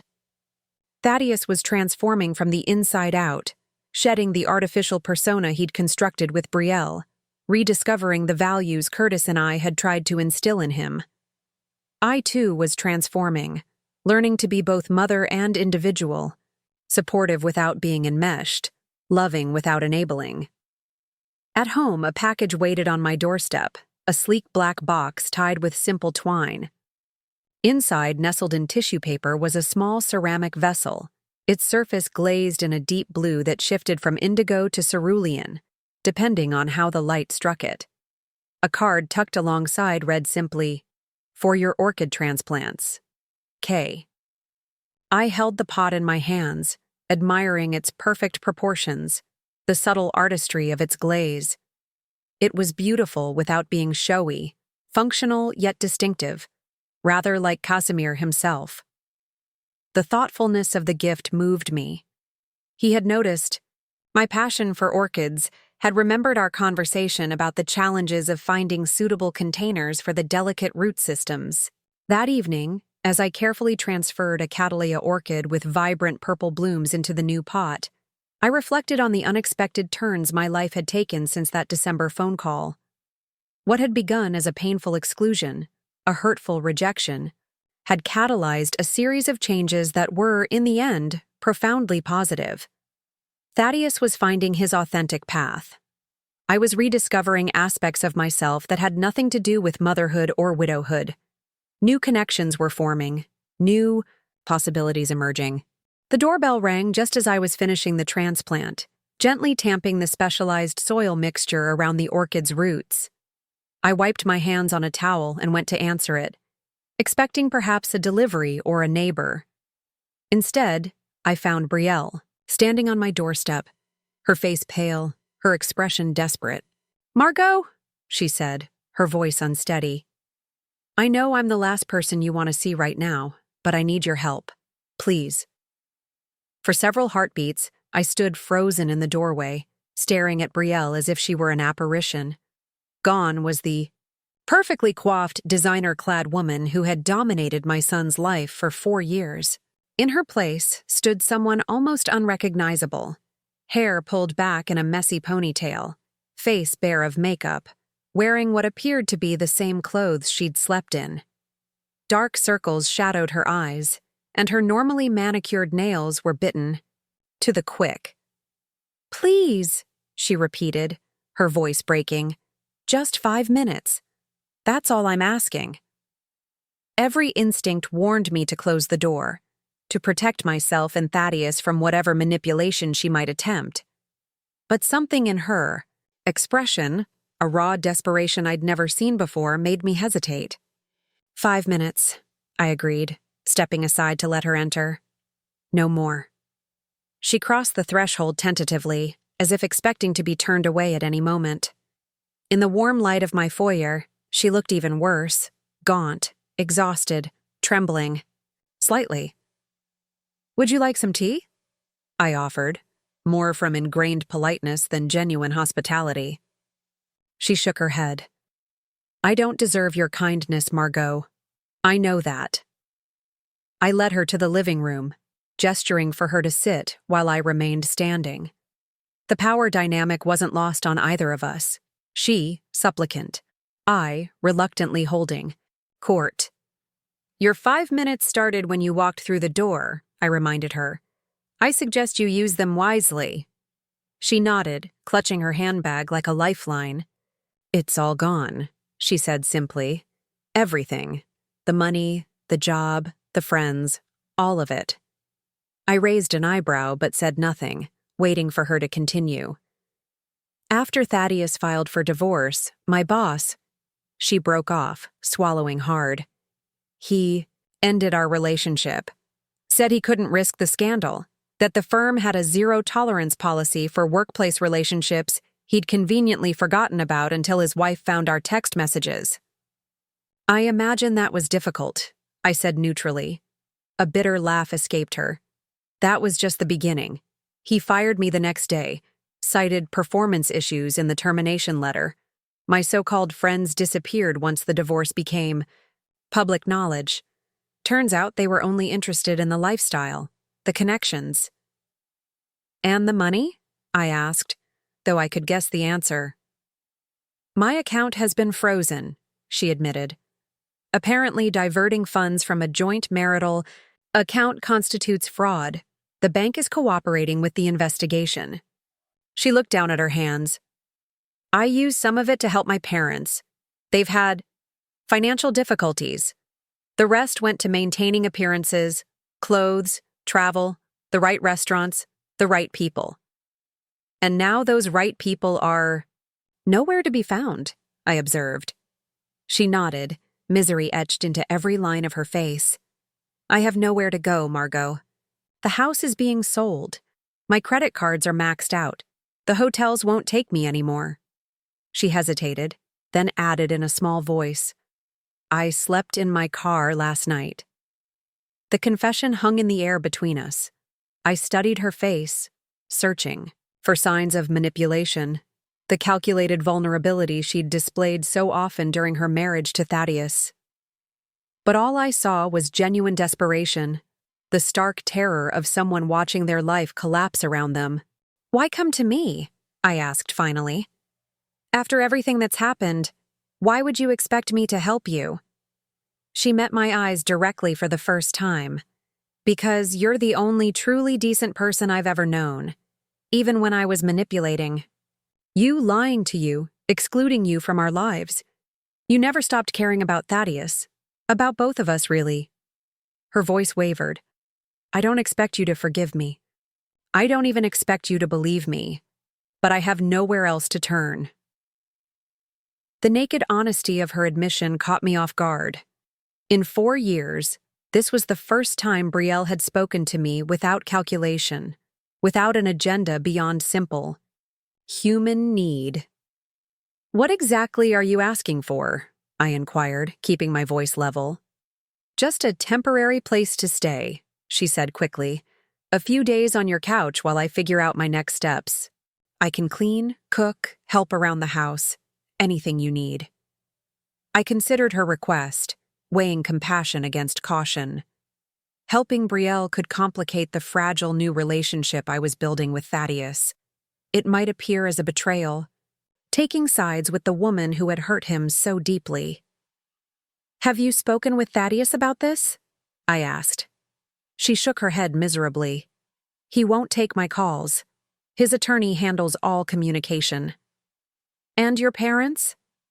"They're in Arizona," she said. "In a retirement community that doesn't allow long-term guests. And after everything, they're not exactly eager to help." I walked to the window, looking out at the winter landscape while I gathered my thoughts. The sun was setting behind the mountains, casting long shadows across the snow-covered garden. In the fading light, the world looked stark, unforgiving, much like Brielle's current circumstances. What would Curtis do in this situation? The question came unbidden, as it often did when I faced difficult decisions. My husband had possessed an innate generosity of spirit, a willingness to offer second chances that sometimes bordered on naivety. But he'd also been an excellent judge of sincerity, able to distinguish genuine remorse from tactical contrition. 3 days, I said finally, turning back to face her. "You can stay for 3 days while you make arrangements for something more permanent. The guest room on the 3rd floor is available." Relief flooded her face, quickly followed by caution. "Thank you, but there are conditions, aren't there?" "Several," I confirmed. "First, you will not contact Thaddeus or attempt to see him. If he discovers you're staying here and reaches out to you, you will refer him to me. Second, I expect complete honesty. No more manipulation, no more half-truths. Third, you will contribute to the household as you offered. Cooking, cleaning, whatever needs doing." She nodded eagerly, accepting each condition without protest. "And finally," I added, "you will use these 3 days to develop a concrete plan for moving forward. I'm offering temporary shelter, not a permanent solution to your problems." "I understand," she said quietly. "And I'm grateful, Margaux. More than I can express."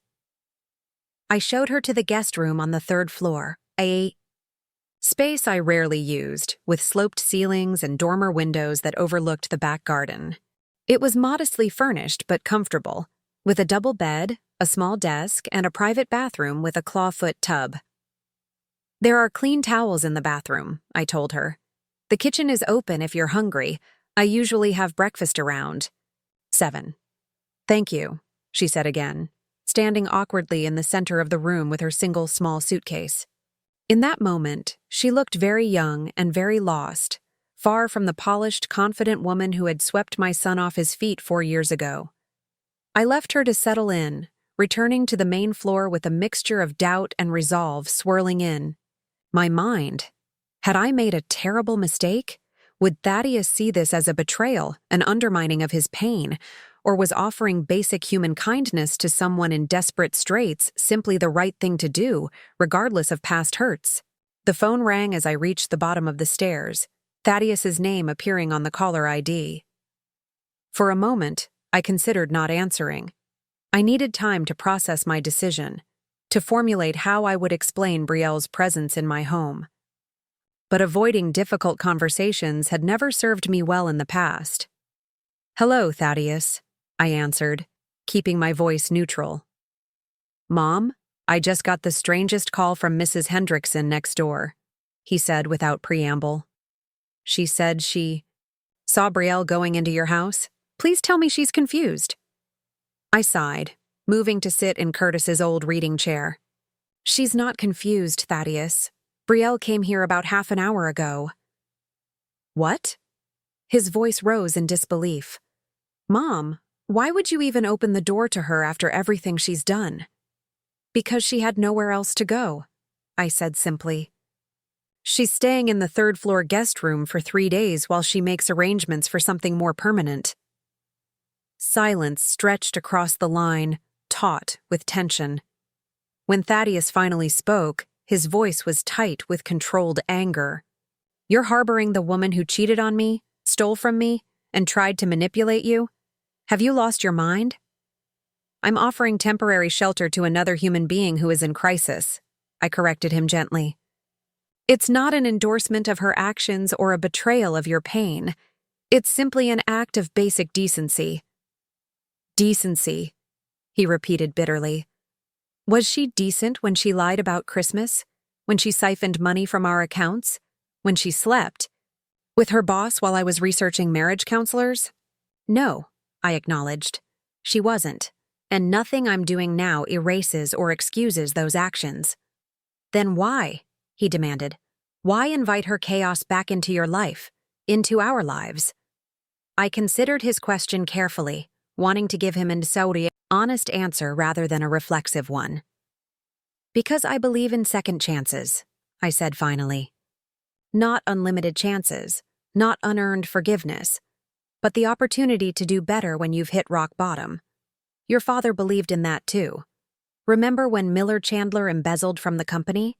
Everyone wanted your father to press charges, to make an example of him. Instead, he worked out a repayment plan and kept him employed under strict supervision." "That was different," Thaddeus protested. "Miller had a gambling addiction. He was sick, not malicious." "Perhaps," I conceded. "But your father's point was that people are more than their worst actions, that sometimes hitting bottom is the beginning of transformation, not the end of the story." Another lengthy silence followed. I could almost see Thaddeus pacing his apartment, wrestling with conflicting emotions. 3 days? He said eventually. "You promised her 3 days?" "Yes." "And then what? She's out of your life for good?" I hesitated, unwilling to make promises I wasn't certain I could keep. "Then she moves forward with whatever plan she develops during these 3 days. My commitment is temporary shelter, nothing more." He sighed heavily. "I don't like this, Mom. I don't like her being anywhere near you or your home." "I understand," I said softly. "And I'm sorry if this feels like a betrayal. It isn't meant to be." "I know," he admitted grudgingly. "You've always had a soft heart. Dad used to say you'd adopt every stray in the county if he let you." The memory brought a small smile to my lips. Curtis had indeed teased me about my tendency to take in waifs and strays, birds with broken wings, abandoned cats, neighborhood children who needed a safe place to land temporarily. "Just be careful, okay?" Thaddeus continued. "Brielle is really good at making you feel sorry for her while she's calculating her next move. I'll be careful," I promised. "And Thaddeus? Thank you for telling me how you feel instead of shutting me out. That means more than you know." The next morning, I woke to the unfamiliar scent of coffee already brewing and the sound of movement in the kitchen below. For a moment, I was disoriented. I lived alone, had for 5 years since Curtis's death. Then the events of the previous evening came rushing back. Brielle, of course. I dressed quickly and made my way downstairs, unsure what to expect. The scene that greeted me in the kitchen was surreal in its domesticity. Brielle, hair damp from a shower and wearing what appeared to be an old sweatshirt of mine she must have found in the guest room closet, stood at the stove flipping pancakes. The kitchen table was already set for 2, with fresh fruit, syrup, and steaming mugs of coffee arranged neatly. "Good morning," she said, glancing up as I entered. "I hope you don't mind. I wanted to thank you for last night, and cooking is, well, it's one of the few useful skills I actually possess." I moved to pour myself coffee, observing her with curiosity. "I didn't realize you could cook." A flush crept up her neck. "There's a lot about me you don't know," she said quietly. "Some of it by my design, some of it simply because I've spent so long playing a role I barely recognize myself anymore." The admission was surprisingly candid. I settled at the table, watching as she transferred a stack of golden pancakes to a serving plate. "For what it's worth," she continued, bringing the pancakes to the table, "I never actually disliked you, Margaux. I was intimidated by you, by your confidence, your independence, the way Thaddeus respected your opinion even when he disagreed with you. I wanted him to see me that way, but I didn't know how to earn it, so I tried to minimize your influence instead." "By excluding me," I said, not accusatory but clarifying. She nodded, sitting down across from me. "By excluding you, by creating artificial distance, by making everything a competition I couldn't possibly win. It was childish and insecure and ultimately self-defeating." She pushed the pancakes toward me. "Please, eat while they're hot." I served myself, then watched as she did the same. The pancakes were surprisingly good, light, fluffy, with hints of vanilla and cinnamon. "These are excellent," I acknowledged. "Where did you learn to cook like this?" "My grandmother," she replied. "Before she died, I spent summers with her in rural Mississippi. No cable TV, no internet, just acres of farmland, and a kitchen where something was always simmering or baking." A wistful smile crossed her face. "She was the one stable presence in my childhood. My parents were, well, dysfunctional doesn't begin to cover it." "You never mentioned her before," I observed. "No, I didn't," she agreed. "It didn't fit the image I was projecting. Sophisticated urban professional from a good family. The truth. Poor, rural. Kid with alcoholic parents and a grandmother who taught her to cook on a wood-burning stove wasn't exactly the background I wanted to advertise in Thaddeus's social circles." I considered her across the table, this woman I'd thought I knew, or at least whose type I'd thought I recognized. The calculated social climber, the manipulative gold digger. But perhaps, like most people, she was more complex than the role she'd chosen to play. "What are your plans?" I asked directly. "You have 3 days here. Then what?" She set down her fork, her expression turning serious. "I've been thinking about that all night. I have a cousin in Nashville. Not close, but we've kept in touch over the years. She works for a catering company. I called her this morning and she thinks she can get me an entry-level position. It wouldn't be much, but it would be a start." "Nashville is a significant change from Everthorne," I noted. "That's rather the point," she said with a trace of her old sharpness. "I need to start over completely. New city, new identity, or rather my actual identity, not the facade I've been maintaining." She hesitated, then added more softly, "And Thaddeus deserves to move on without running into me at the grocery store or the coffee shop. He's been hurt enough." The consideration for Thaddeus's feelings seemed genuine, another surprise in a morning already filled with them. "If Nashville is your plan, what do you need to make it happen?" I asked practically. "Transportation," she admitted. "My car was leased through my former employer, part of my compensation package. It's been repossessed. I have enough in my personal checking account for a bus ticket, but nothing for housing deposits or other expenses once I arrive. I thought for a moment, weighing options and potential pitfalls. I might be able to help with transportation, I said cautiously. Not as a gift, but as a loan with clear repayment terms. Hope flickered across her face. You'd do that? After everything? I'm considering it, I clarified. Depending on the details of your plan and your commitment to honoring the agreement. She nodded eagerly. Of course. Whatever terms you set, I'll accept them. I know my word doesn't carry much weight with you right now, but I promise, Margaux, I'm not trying to manipulate you. I just want a fresh start. Our conversation was interrupted by a sudden knock at the front door. Not the doorbell, but 3 sharp raps that carried a sense of urgency. I excused myself and went to answer, finding Casimir on the porch, looking uncharacteristically concerned. Kaz, I said surprised, is everything all right? I'm not sure, he replied, his brow furrowed. I was driving by and noticed an unfamiliar car in your driveway. Given everything you told me about your former daughter-in-law, I thought I should check on you. The protective gesture touched me deeply. That's very thoughtful, but I'm fine. Brielle is staying with me temporarily, just for a few days while she makes arrangements to leave town. His expression cleared somewhat, though concern still lingered in his eyes. I see. Is there anything I can do to help? The offer was sincere, free of judgment or presumption, not questioning my decision to help Brielle, simply asking how he might support me in that choice. Another piece of evidence that this man was someone truly worth knowing. Actually, I said, an idea forming, there might be. Do you have a moment to come in? I introduced Casimir to Brielle, whose surprise at meeting a man in my life was poorly concealed. We sat at the kitchen table, finishing the now cold pancakes while I explained Brielle's Nashville plan and the transportation challenge. I have a proposition, Casimir said after listening carefully. My niece Petra just moved back to Everthorne and needs a car. I've been helping her look for something reliable but affordable.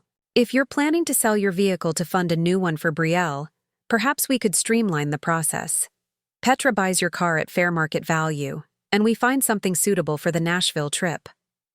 The suggestion was practical and elegant, resolving multiple problems simultaneously. By the end of the day, with Casimir's help, we had arranged the sale of my rarely used second car to his niece, purchased a modest but reliable used vehicle for Brielle, and drawn up a formal loan agreement with clear terms for repayment. Throughout the process, I observed Brielle closely, watching how she interacted with Casimir, how she approached the financial discussions, how she responded to the formality of the loan agreement. At every turn, she surprised me with her maturity and transparency, asking thoughtful questions, accepting responsibility for the terms, expressing genuine gratitude without the excessive flattery that had once characterized her interactions with me. Late that afternoon, as Casimir prepared to leave, he pulled me aside on the porch. Your former daughter-in-law isn't what I expected, he admitted quietly. No, I agreed. She's not what I expected either. People are rarely just one thing, are they? Rarely all good or all bad. He smiled, the familiar crinkles appearing around his eyes. My grandmother used to say that people are like houses. You can't judge them properly until you've seen them in both storm and sunshine. Your grandmother sounds very wise, I replied, returning his smile. She was, he agreed. I think she would have liked you very much. He leaned in and, with a gentle hesitancy that made the gesture all the more meaningful, kissed my cheek. Dinner tomorrow? After your houseguest leaves? I'd like that, I said softly. The next morning dawned with a clarity that seemed fitting for new beginnings. Brielle was already awake, her few belongings packed neatly in her small suitcase. We shared a quiet breakfast, the conversation practical rather than emotional, last-minute route planning, weather forecasts for the drive, contact information exchanges. I've prepared some food for the journey, I told her, handing over a small cooler. Sandwiches, fruit, cookies. The thermos has coffee. She accepted the cooler with a look that bordered on awe. You think of everything, she said quietly. Force of habit, I replied with a small smile. I've been taking care of people for a long time. As she loaded her things into the used car that would carry her to Nashville, I felt an unexpected emotion. Not relief at her departure, as I might have anticipated, but something closer to hope. Hope that the authentic person I'd glimpsed beneath the facade might find her way in this new chapter. We stood beside the car, winter sunshine glinting off the fresh snow that had fallen overnight. The moment felt significant but awkward. What? Was the appropriate farewell for this strange, complicated interlude in our lives? I don't know if we'll see each other again, Brielle said, breaking the silence. But I want you to know that I'll honor our agreement. Every payment, on time, until the car is fully paid for. I believe you will, I told her, and realized with some surprise that I meant it. She hesitated, then stepped forward and embraced me briefly. Thank you, Margaux, for everything, but especially for seeing me, the real me, when I was at my worst. As she drove away, I remained on the porch, watching until her car disappeared from view. The future she faced would be challenging. Genuine work, modest living, the struggle to rebuild an identity based on truth rather than illusion. Yet somehow, I felt optimistic about her chances. The woman I'd glimpsed in these past few days possessed strengths I hadn't recognized before: resilience, adaptability, a capacity for honest self-reflection that had been hidden beneath layers of artifice. The sound of another car approaching drew my attention. Thaddeus's sedan turned into the driveway, moving slowly over the snow-covered surface. He parked and approached cautiously, as if unsure of his welcome. She's gone? He asked as he reached the porch. Just left, I confirmed. She's driving to Nashville to start over. He nodded, his expression unreadable. Good. That's good. We went inside, seeking the warmth of the kitchen. I made fresh coffee while Thaddeus sat at the table, seemingly lost in thought. You okay? I asked, setting a mug before him. He considered the question carefully. Getting there, he said finally. I talked to her yesterday, you know. Really talked to her, maybe for the first time since we met. And? I prompted gently. And I realized something important, he said, wrapping his hands around the warm mug. I never really knew her, the real her. I fell in love with a projection, a carefully constructed image. And she never really knew me either, because I was too busy trying to be the person I thought she wanted. The insight surprised me with its depth. That's a painful realization. Yeah, he agreed, but necessary. We were building on sand, not bedrock. It was bound to collapse eventually. He took a sip of coffee, then continued. I also realized something about us, you and me. What's that? I asked. We were doing the same thing in a way. I was playing a role, the successful son who needed nothing, even while I was taking everything. You were playing the all-providing mother, never setting boundaries, never demanding respect. Neither of us was being fully honest or authentic. His perception startled me, not because it was wrong, but because it was so acutely right. When did you get so insightful? I asked, only half joking. A small smile crossed his face. Apparently, losing everything focuses the mind wonderfully. Who knew? We sat in companionable silence for a moment, the winter sunlight streaming through the kitchen windows, casting peaceful patterns on the worn wooden table where our family had shared countless meals. I'm sorry about Christmas, Thaddeus said, suddenly. It was cruel and calculated, and I went along with it even though I knew it would hurt you. Thank you for saying that, I replied, reaching across the table to squeeze his hand briefly. It did hurt, But perhaps it was necessary.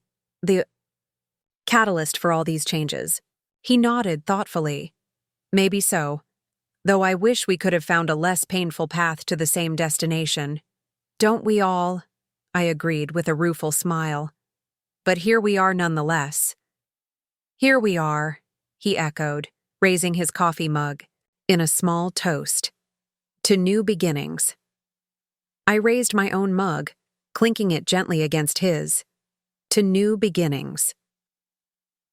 We spent the remainder of the morning discussing his business plans, the practical steps needed to launch his environmental consulting firm. His excitement was contagious, his vision clear and purposeful. This wasn't the hasty enthusiasm of a new scheme, but the measured determination of a well-considered venture. As he prepared to leave, he paused at the door. "Mom, there's something." "Else? Ellery mentioned you're seeing someone. A plumber she ran into at Vivienne's dinner party?"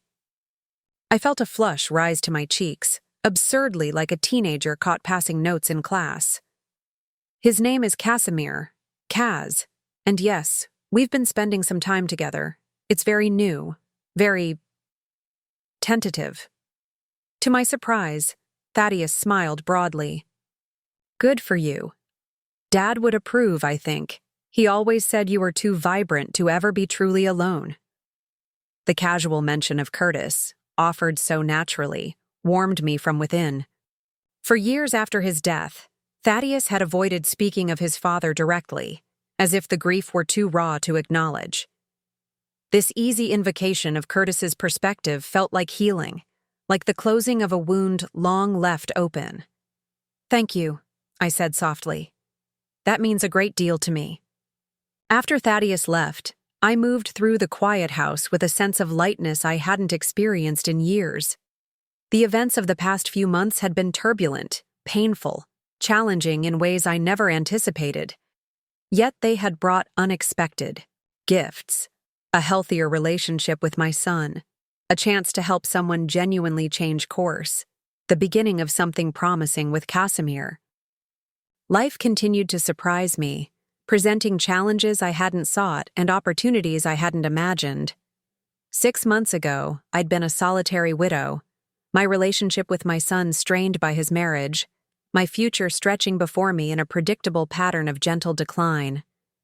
Now I found myself navigating a landscape transformed, my relationship with Thaddeus renewed on healthier terms, an unexpected connection with Casimir blooming slowly but steadily, and the strange interlude with Brielle adding a layer of complexity. To my understanding of human nature, Curtis had always said that life's greatest adventures began when we thought the story was already written. Standing in my kitchen in the winter sunlight, I finally understood what he meant. My story wasn't ending. It was evolving, adding new chapters I couldn't have imagined. And for the first time in years, I couldn't wait to turn the page. Up next, you've got 2 more standout stories right on your screen. If this one hit the mark, you won't want to pass these up. Just click and check them out.